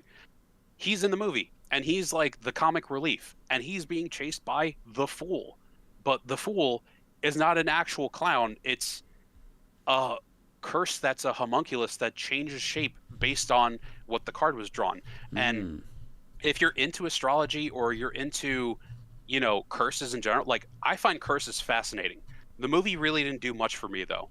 The movie was like, I gave it a 5 personally, because there's something feels lost on like these new school movies, but it was very Final Destination adjacent with like sprinklings of different types of movies. But I don't know, like that movie was lost on me when you compare it to The Autopsy of Jane Doe. Or if you really like the psychological aspect of things, watch Someplace or Somewhere Quiet. I think it's Somewhere Quiet is what it's called. It's on Hulu, and it deals with perception and how Ooh. trauma affects your mind. Like it Mhm. completely like going through traumas will completely manipulate the way your brain works, and it changes your perception. And excuse me, the main character, she's trying to figure out if she's experiencing something in real time or if it's her gaslighting herself. Mm. And it's psychologically a great movie, but for whatever reason, it didn't do it for me as well, like as well as that the demo for that game that I showed you, the Harvesting the Shadows. Yeah. Like like that was psychological to its like fullest extent with like a sprinkling of supernatural. And that was a really, really good demo, and I can't wait to see the actual game threshed out. But like Somewhere Quiet was, it was a good movie. I gave it an 8. But like horror, just to wrap that up, it's just Yeah. horror has evolved so much, and you know, horror plays into a lot of things in real life that you just take for granted. Like you're driving on the highway and there's a truck in front of you.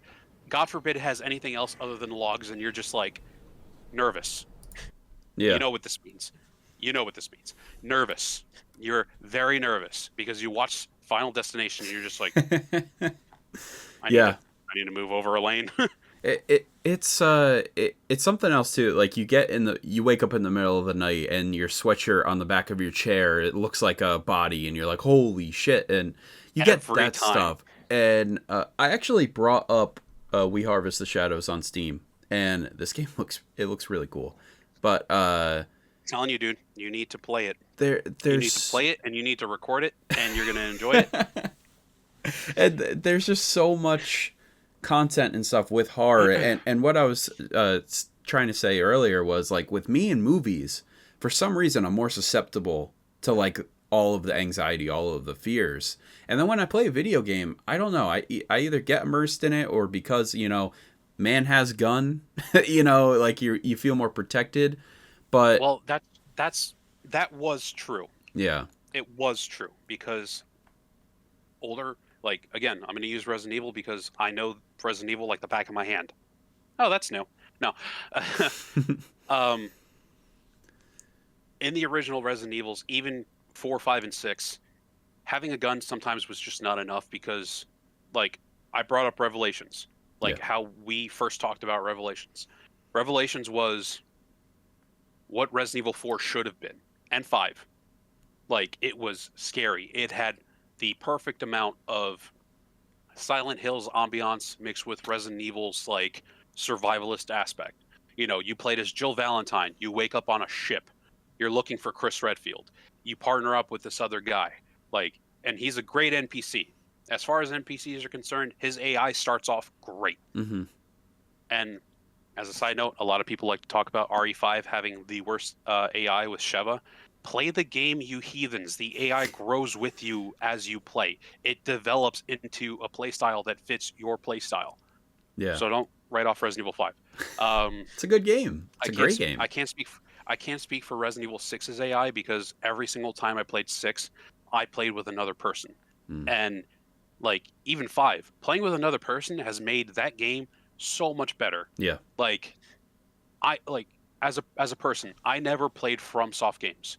And then I finally played Elden Ring because my friend was like, "Hey, there's a mod that allows you to play the entirety of the story together and not just boss fights." And I was like, "You know what? It's like a medieval Middle Earth like kind of adjacent thing with like monsters and stuff. That sounds like fun." And I played it with 2 different friends, and I had the best time. And then I got sucked into Elden Ring's lore. Elden Mhm. Ring's lore is so well done. and it completely poops on everything else FromSoft has ever done because I started looking into everything else FromSoft did. Like Bloodborne is aesthetically pleasing to the goth in me. Like It's so cool. very, very it's very well done. But Bloodborne's like, hey, you know how you like parry with a shield? You're gonna parry by shooting them in the face. Yeah. I'm like, yeah, that's a really cool concept, especially to someone who plays horror games and it's like, oh man, I'm doomed. I'm in this mansion with ink ribbon and some green herbs.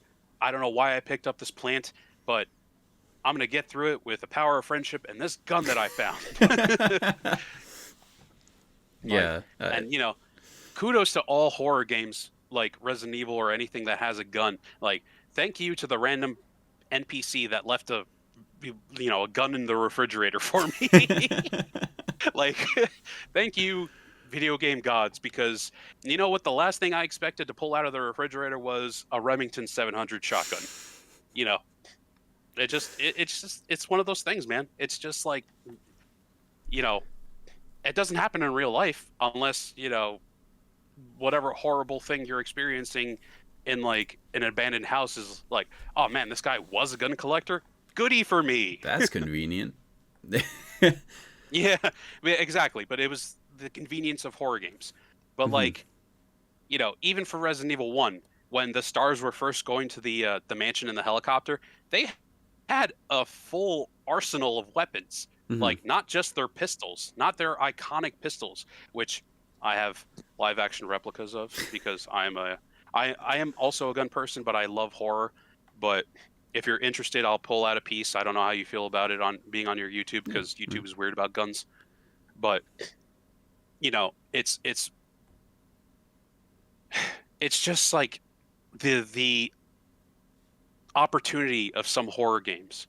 And it still works with Silent Hill because like you're looking for your wife. You don't start off with a bat or a crowbar or a lead pipe or the gun that he eventually finds. Like, you know, the opportunity is the little sliver of hope that you get in a horror game. Whereas games like Outlast, I think Outlast didn't have anything beyond the camera. No, you're just using your video camera, and that's your eyes, basically.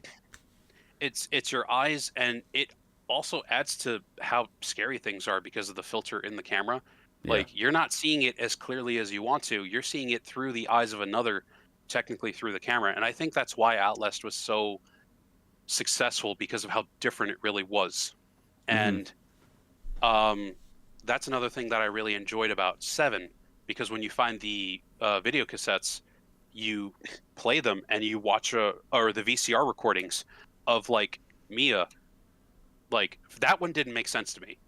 Where you see Mia go in through the swamp house and like hide from the mother, and that doesn't make sense to me because she doesn't have a camera crew following her. Yeah, it's literally just video game logic. Yeah, that was lost on me. Whereas the first tape that you find in the first house, the guest or the actual like Louisiana house that you're like supposed to explore, the house you first go into at the very beginning of the game, like the ghost hunters adjacent like camera crew with their spokesperson, like that was perfect. Of course that VHS exists. I don't know why the Bakers kept the VHS, but they did, and it's fine because it like fit into the, you know, opportunity portion of a horror game. Like, oh man, I know that if I watch this video, the video is going to show me that there's a pulley under the fire pit, or under the fireplace rather, and that's going to show me the hidden compartment that's going to take me to the underground passage that links the two houses.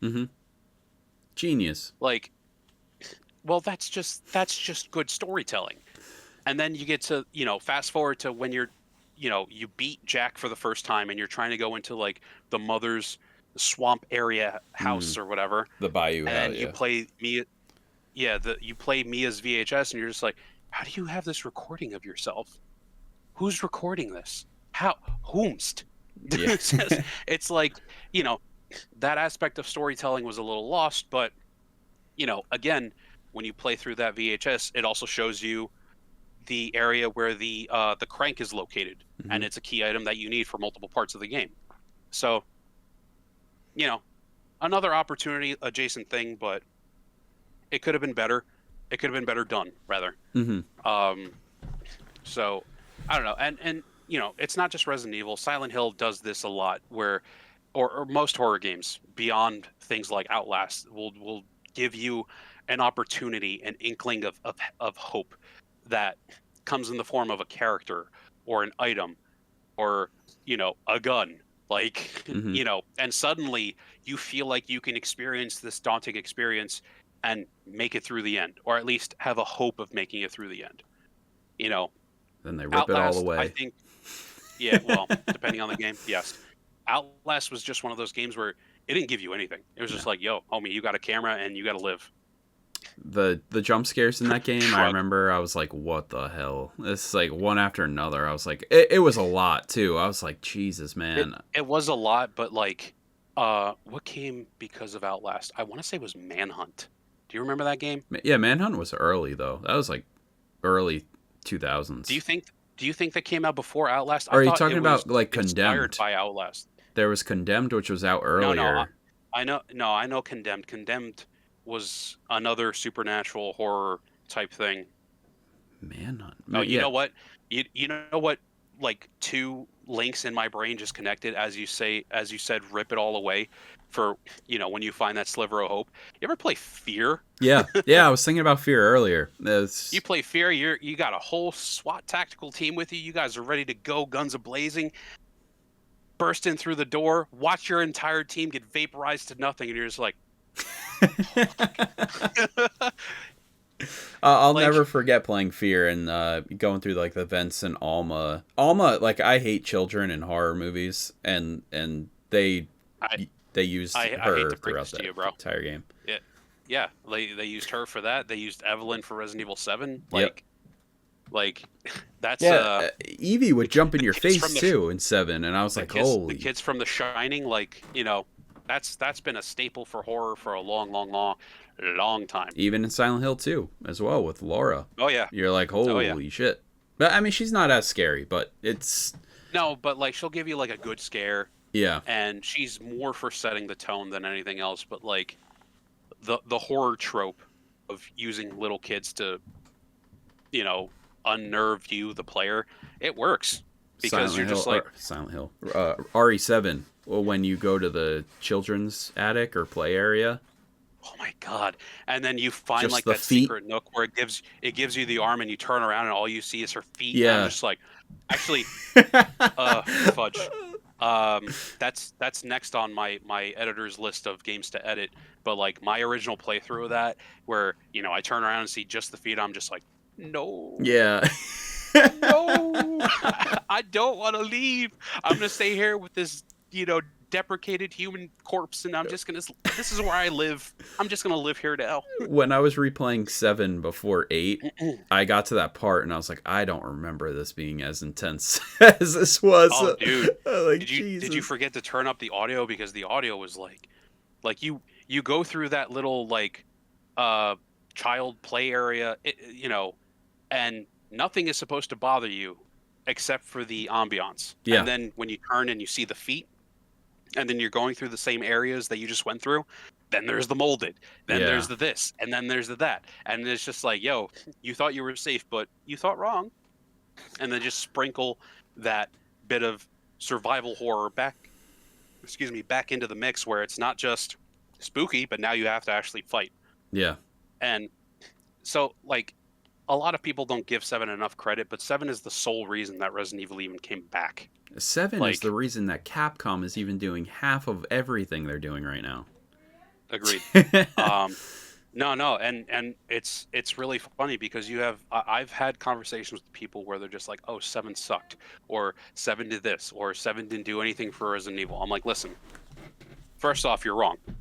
Secondly, like, Resident Evil 7 has done so much for Capcom, Resident Evil as an IP, the horror game scene as a total. Like, Yeah. most games were still being played in third person, because like Resident Evil 4 was a resounding success that every other like horror game, like Dead Space, The Last of Us, every other horror game you can imagine took notes from Resident Evil 4. And some of them were direct lines of notes where like they actually paid homage to Resident Evil 4, but like Resident Evil 7 really did save the series and horror as an entire aspect. I was actually surprised that Silent Hill wasn't a first-person type of game. Can you Yeah. imagine just how much more effed that game would be playing through the ambient, just going through the areas alone, how unnerving that would be. And then later on in the game, finding Pyramid Head for the first time in first person. Do you know how psychologically scarring that would have been? Yeah. Like, I think Capcom's best option was after PT, you know, and oh all that my stuff God. that fell out. Capcom's like, we So, got to make a first person horror so game. I have a friend who didn't, but did have a hand in making PT. Hmm. And he was just like, it was really, really messed up that it was scrapped because I really did put my heart and soul into that. And I was just like, you got to make a new game, dude. Like PT can't die with, with them just like gutting the demo for no reason. Yeah. Like, you got to make something else. And he's actually in the works of making his own game, and it's Love that. very promising. It is very, very promising. It has indie vibes, but it also feels like a completely threshed out horror game. And I can't talk about it beyond that, but I'm really excited for him to go public with it and like release it because believe me, I will tell you as soon as it drops. Yeah. I can't even tell you the name of it, but he's very talented, and I wish he would give himself more credit. But it's just he's got a knack for this. He's got a knack for the supernatural first-person horror games, and like if I didn't know any better, I'd say he was like a pro and not just a fan who's making his own game. Yeah. But you know, that will be, believe me, when it gets released, you and I will do another video, and I will have you play the demo as I watch. and I'm just I promise you I'm not going to spoil anything, and I will, don't worry about being scared. I will be scared with you because I have played the demo a handful of times, and every single time where I know a scripted event happens still scares the piss out of me. Yeah. And that's a good, it's just a good feeling to have a horror game where you know something is supposed to happen but it still gets you. Mm-hmm. I got a shout out. We were talking about obviously before, you know, we talk about Man with Gun. I gotta say, and I mentioned this last year in my Game of the Year video, but like a modern classic horror game is Alan Wake 2. The jump scares in that game are incredible. Where you get the real life people and they like flash on the screen and they scream or. Yep. I was like, holy shit. I'm traumatized. Yeah, that series as a whole is kind of like an unsung like favorite in the community for like horror, just the horror community in general. And I kind of would like to see that adapted into a movie. I really feel like Alan Wake's story as a whole could be just a pretty good movie. Yeah. You know what? It gave me the Evil Within vibes. Yeah. And Evil Within, I thought could have been another really good movie series. Maybe even better as a movie. Probably. Yeah. I firmly believe that the Evil Within could have made a really, really good movie. Mostly because a lot of the game itself was cinematic clips. Mm-hmm. And, you know, again, it's another game that plays on the psychological, but with a like cranking supernatural up to 1 billion, you know? Yeah. It's just good. And, you know, it doesn't get its fair shake. And unfortunately, the Evil Within sometimes gets lumped in with like Resident Evil's failures for whatever reason. Completely different games.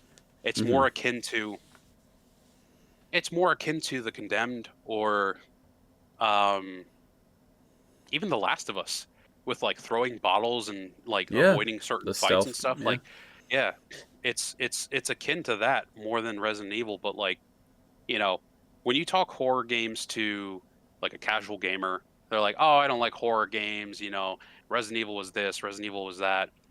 You know that even my favorite streamers like Jacksepticeye and Markiplier, I have watched them both talk crap about Resident Evil 6, and then later within the same video, they're like, oh yeah, I never played it.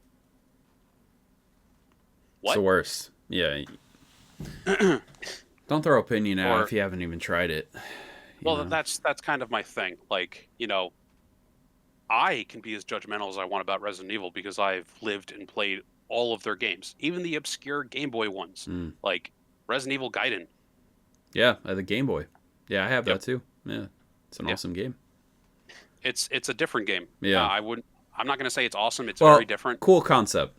It is a cool Yeah. concept. It just the Game Boy doesn't do anything for that series. Mm-mm. Like, but yeah, horror games. Yeah, I think. Sorry, I mean, no, it's okay. I think we I covered. think we went through your list. Yeah. Yeah, I think we covered most of them. So I guess just in closing here, do you want to just recommend? Like, I'll do 5 recommendations. You do 5 recommendations. For horror games as a whole. Yeah, just Like in the entirety of like, okay, so I'll go with my top 5 then. If for whatever reason you haven't played it yet, play the 2002 remake of Resident Evil 1. Just do yourself that favor. That is the pinnacle of survival horror, and it's never gotten better since then. Just let Capcom know by buying the game now in the year of our Lord 2024, as it's almost basically 2025. Buy that game, enjoy that game. You're going to play it multiple times. There's no way around it. There's a lot to experience. So that's number 1. Number 2, at a very close second, Resident Evil 3. Play it on the PC. Find the seamless mod for the graphics resurfacing. So you can actually enjoy the game and it's not like polygons the entire time. Because the remake of 3 doesn't do the original 3 any justice, and it doesn't do the character of Jill Valentine any justice. It doesn't do, like, when you play Resident Evil 3, you have Jill Valentine as a character, Mm-hmm. Brad Vickers as a less popular NPC, Nemesis, and then a handful of other NPCs. But the thing that the remake of 3 misses the most is the other main character, which is Raccoon City. Mm. Raccoon City as an environment, as a location, was so well thought out, so immersive in the original 3 that it basically was its own character. And as you progress through Raccoon City, you see the city deprecate. You see buildings burn. You see things change. Like, the remake of 3 robbed everyone of that because it was crazy linear.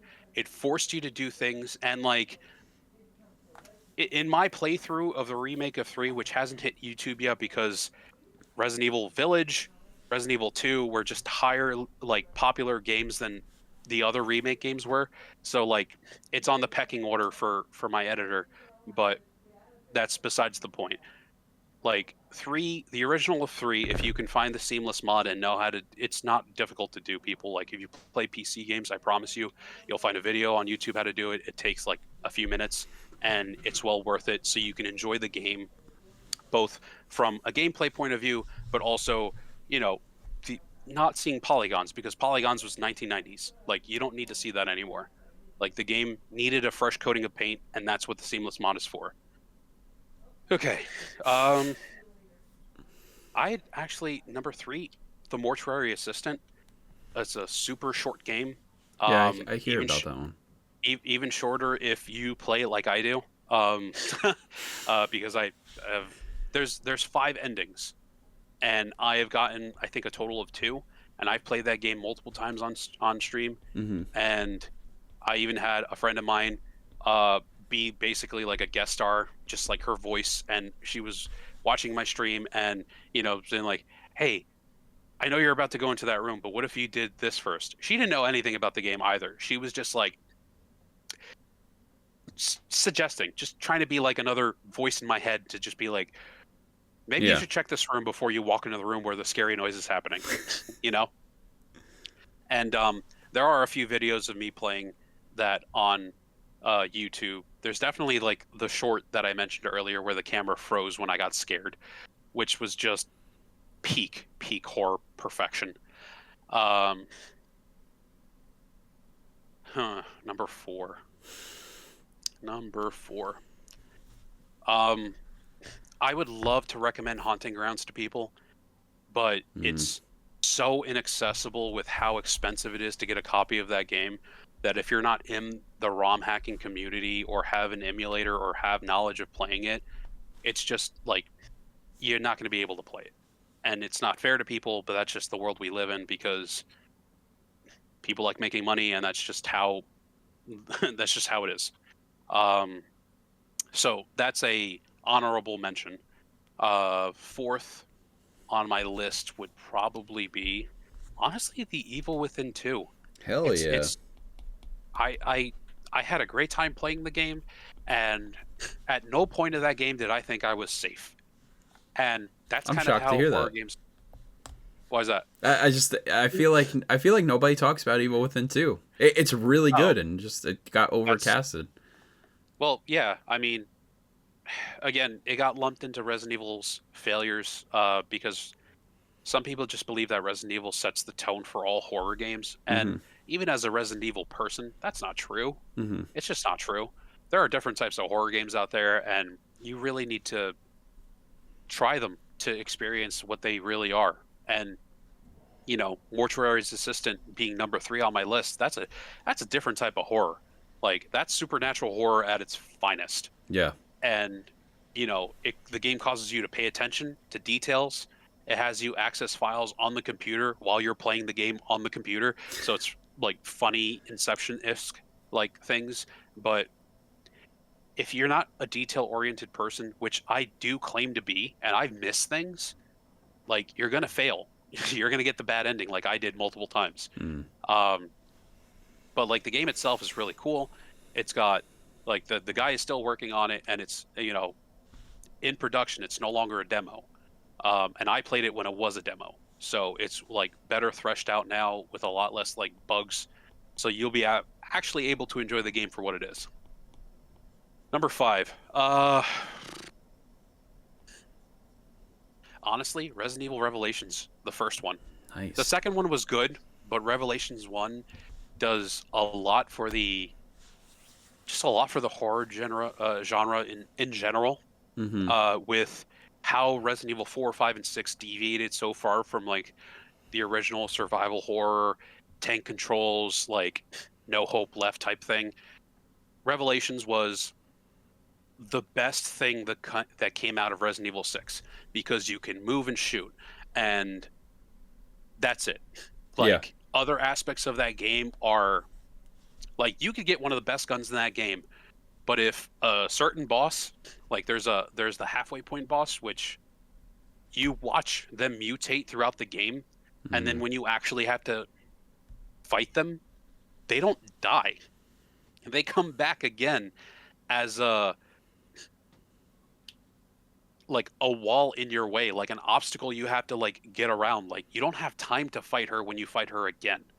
And I probably gave it a little bit away by saying her, but there are other female characters in the game, but you'll know who I'm talking about once you play the game because she technically dies pretty early on and you kind of see it happen. It's pretty effed up, but it's a zombie survival horror game. What do you want from me? Like, but even with the AI of a partner, like, the game is still so survival horror. Like, even with the best gun and the boss is one big fu. Like, it's like Evil Within adjacent for a boss. And it's still Resident Evil, and it's still an enjoyable game, and I really want people to enjoy Revelations more.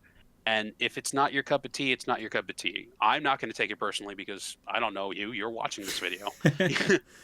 But if you want to experience Resident Evil in an unseen pinnacle that definitely deserved more credit than it actually got, Revelations was right there, and it was repairing what Resident Evil 6 did to the IP that is Resident Evil right before 7 came out. And yes, Revelations 2 technically happened after that, but it was still Revelations 2 was still a great game. I like that one. But yeah. Revelations 1, like, did you know that there was multiple endings for Revelations 2? Yeah, I did. 'Cause I knew there's like a Barry ending, and then there's one where you won't even see him and stuff like that. Yes, but there's actually an alternate ending for Claire and Moira too. I didn't know that one. In the 3rd chapter, there's a very important decision that you have to make, and a lot of people make it as Claire instead of Moira. Oh, I did that. Yeah, I didn't do that other choice. Yeah. Yeah. So if you don't pick the correct ending, the character dies. Like, you make it to the end as Claire, and then that's just the end of the story. And, you know, Moira dies, and then Barry's heartbroken, and you play through his bits, and you're just like, well, that's awful. Came here to rescue my daughter and my friend, and now my daughter's dead. Which, you know, if you know anything about Barry Burton, like, his story, his lore is already jacked up because in the very beginning, before the events of Resident Evil 1 even happen, there's an accident within his own household. He has his wife and his 2 daughters with him, and he was drinking, he was cleaning his guns, and he left one of them loaded, and one of his daughters shot the other daughter. Moira shot their other daughter, and it's actually kind of a big lore and story reason behind Moira as a character in Revelations 2, but if you didn't play through 1 and get the lore from, like, reading bits and pieces, like seeing the picture of Barry's family on his desk in the police station, you never would have known any of that. And that's what I love the most about Resident Evil. Like, it's not the first game to incorporate, like, you know, inspection-based things like writing on the wall or pictures or, you know, captain's log type things where, like, you know, this, and this happened. Or it's not the first, but it definitely did a lot for its storytelling, and I think people need to give that more credit instead of just being like, you know, an accomplishment in trophies, being like, hey, you read everything in the game, congratulations. Yeah. Where most people will, like, pick it up an item and just be like, oh, yeah, I read it, no problem. I'm going to get that accomplishment one way or another. But yeah, those are my 5. I highly recommend that demo as well as another honorable mention, Harvest in the Shadows. Like, play it, you're going to enjoy it. The WenzReviewz here, he's going to enjoy it as well. Yeah, I just added it to my library, so. Yeah. All right. So, and I really do hope you plan to stream it and post it on your YouTube. I think it'll, you know, if not, make a short or 2 out of some of the jump scares. But it's like... How long is it? Like, not longer than an hour, right? No, not longer than an hour. I mean, depending on how you play, it could be a lot shorter. It's definitely not a game that can be done in 20 or 30 minutes, but, you know, if you buy certain items that push the narrative along, you'll get to it sooner than, like after I played it, I realized that Jacksepticeye played it, and then I watched him play it, and he didn't buy the gun until, you know, the 8th or 9th day, when technically you could have ended the story on the 7th day. You know, because that's when the gun is available, but he didn't have enough money to buy it, so he had to raise funds for it. And then after that, it was like, you know, him getting distracted in the game, doing something else, not realizing that he had to do something with the gun, which wasn't as important as you think. Okay. And then you get back to the house, and then the story actually, like, unfolds and ends, right? Not right before your eyes, but, like, the safe place in the game is being in your house and going to bed. That's it. That's it. Ooh, okay. Yeah, being inside the house is not a safe place. The going to sleep is your safe place. Just letting you know that. All right. Yeah, I'm definitely gonna check this out. I may actually just do a full playthrough video maybe within the next week or so. Yeah, do it. I mean, it's a demo. Like, the footage, even if you long play it, even if you play it like I played it, where I spent a lot of time making money, and once you play the game, you'll realize what I mean by that. Or even if you watch someone else play, you're gonna be like, oh, that's how you make money in a horror game. Like, like it's different enough, but I like how it plays and tells a story with the psychological aspect of what the main character is going through. And, like, with the way the demo ends, you kind of get a vague understanding of what happened to his girlfriend. So, like, it's all part of the story. So give it a shot. And, you know, there are plenty of other horror games, even ones on Nintendo, that need more recognition, like Omori. Yeah. I'm not going to tell you what Omori's about. If you don't know what it's about, go look it up. It's been out for a little bit now. Enjoy the game. Or Shudder. Shudder is another obscure horror game that's been out for a really, really, really long time. You know, another camera-based horror game. They have another one too. I have it on Steam. I don't remember what it's called, but it was a DS title. Delirium, I think. Yes. Yeah. Delirium. That's another one. Delirium 1 and 2. But for my top 5, I'll just run down them really quick. Yep. Just because of recency bias, I'm going to crown Alan Wake 2 as just this modern masterpiece that I think understood. Absolutely understood. It's just amazing. Everything about that game I truly adore, and that's like something that you play it and you're like, man, I want to, just as somebody who is artistic, I guess, if you want to put it in that sense, you're like, man, I want to make a video. I want to do something like that, you know? It's very inspiring and just also an awesome story and a great sequel. I have classic RE2. I have the remake of Resident Evil, as we already talked about. It's just, I feel like that is a pinnacle. Yeah, it is a pinnacle remake. Like it sets the tone. It's everything. But that's why I was so upset when the producers were like, "Oh, the game was a failure, unfortunately," and I'm like, "What do you mean a failure? That thing is like the epitome of horror survival. Nothing has ever come close to that game ever." Yeah, and it's still a fan favorite. I find myself playing that all the time. At least once a year, I'll play it again. And I played the game hundreds of times. Yeah. I've gotten all the endings, but I still want to play it because it's enjoyable.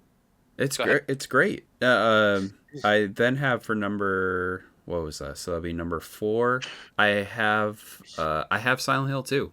I literally the original. Yeah. Okay. I've heard about this game for so long. I've owned this game for so long, and me just reviewing it now, just finally playing this game through. And, of course, because just how things work and the internet, you do get spoiled on things, but I didn't have the proper context. When you play through Silent Hill 2, it's almost like a tragedy instead of what you expect. Just like in Elden Ring or any other FromSoft games, if you play Silent Hill, nobody has a happy ending. Even if you get the good ending, it's still not a happy ending. You still have to live with, the reality of the harshness of reality, really. And I think what's so important about Silent Hill 2, and I haven't really played the other games outside of Shattered Memories, it's just when you are done with Silent Hill 2, unlike Resident Evil, unlike any other horror game, it truly feels like you hit the credits and they start rolling and you're like, Jesus, what did we go through? Like, you're collecting yourself. Yes. Yes. You're like, God damn. Collecting memories and mementos, and that's what I mean. Psychological horror is like the cornerstone for horror. Like playing into memories, PTSD, depression, experience. Yeah. Like all of that trumps the supernatural aspects of horror beyond what anyone could really relate to, because supernatural is not relatable. And psychological horror is like the fear of the dark and the fear of the unknown, the fear of the ocean. Like all of it means something to somebody, and there's always going to be a way to relate psychological horror to anyone, really, like the everyday person. Like there's always a tie-in. Yeah, well said. And for 5, I just have, it's really tough for me, but I'm gonna go with Dead Space 2. Okay. We finally see what Isaac goes through. How do you feel about the remake? I have it just installed on my PS5. I haven't played it yet. All right. But 2 was something else. And then you hit like the child care unit, and there's like the whole dryer scene. Like I was like, what is going on? That was it's brutal. Yeah, it's a brutal game. But all of our recommendations and all of the games we talked about here were just, they are so impactful. And as Chris has stated with Resident Evil, there's so much with that franchise that you can read the books, you can go ahead and watch these movies, and whilst the movies kind of grab things here or there, you have so many opportunities to really get engrossed into this franchise. And you have the new remakes, you have the classic games, which are now on GOG, I will mention. So, oh right, I forget about that. Yeah, I have copies of the game everywhere, and I have all of these consoles still. Like, My house is basically a museum. But you have the option to play Resident Evil Yeah. the way you see fit. I mean, me personally, and I know we'll probably talk about this in another video, but like I would like to see a Resident Evil remake. Like I would like to see a third person over the shoulder of the original game. Then do I have the demo for you? Because a fan made Oh. exactly that, and they got hit with a cease and desist by Capcom. And I'm like, you idiots, you need to hire this person. This person has done more for the demo. Let me just paint you a quick picture. The remake of the remake. You play as Jill, you see the RPD, you see the chaos ensue, you get to the mansion, and the mansion is very different in third person.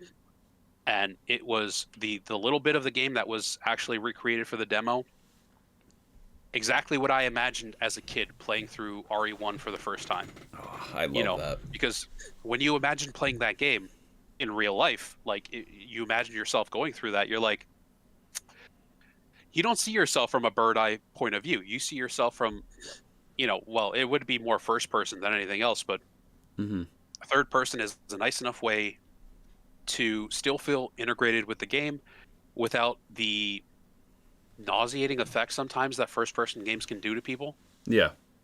And first person is not for everybody. Some people have motion sensitivities, but third person was still a really nice way to enjoy that game, that demo rather. And I wish Capcom would remake the original games and not skew from the original story and what they do. And that's just not going to happen. We've seen it with all three of the remakes so far. And Resident Evil 4 remake, solid game, but it still feels empty compared to the original. And it might just be nostalgia talking or the lacking of campiness. But just something feels off. And, based on the other two remakes that were already not shot for shots of the originals, Resident Evil 4 remake feels like they were trying to do a shot for shot. Yeah. But still somehow fell short, which is weird because, 4 was huge for a lot of people. And it's one of my favorite games, the original game. Yeah. I mean, play the game, play the remake anyway. Yeah. And, see for yourself. Hopefully you don't experience it the same way I did because, I had to, push myself to play it. Only because, again, it felt like it was supposed to be a shot for shot, but it just, it felt lacking. And, if I wanted the original experience, I'll just play the original game, I guess. But it was nice to not have the tank controls. That I will say. The game, the controls in the gameplay was a lot smoother than the original for obvious reasons. Because tank controls are unforgiving, and having to run away, stop, turn around, and then aim was fine back then. Yeah, gaming is not that anymore. Yeah, it was definitely weird. I would love to do maybe another video sometime where we can just talk about the unfortunate circumstances of the remakes, because I mean, I can go into detail about everything Resident Evil 3 is missing. That game especially, I was I feel like I got ripped off, content-wise. Everyone feels that way. And as a standalone game, not thinking it's a remake, it's a fine game. Yeah. It's fine. It's a little too linear for my tastes. Whenever my editor gets to it and I post the videos on YouTube, you'll see that I somehow stumbled onto every correct decision before having Nemesis get triggered. So you can play through the entirety of Raccoon City. You can basically loot the entire city before even running into Nemesis, which is kind of a travesty because Nemesis, you meet him at the very beginning and he is an overlooming threat, and he was not as scripted as he was in the remake.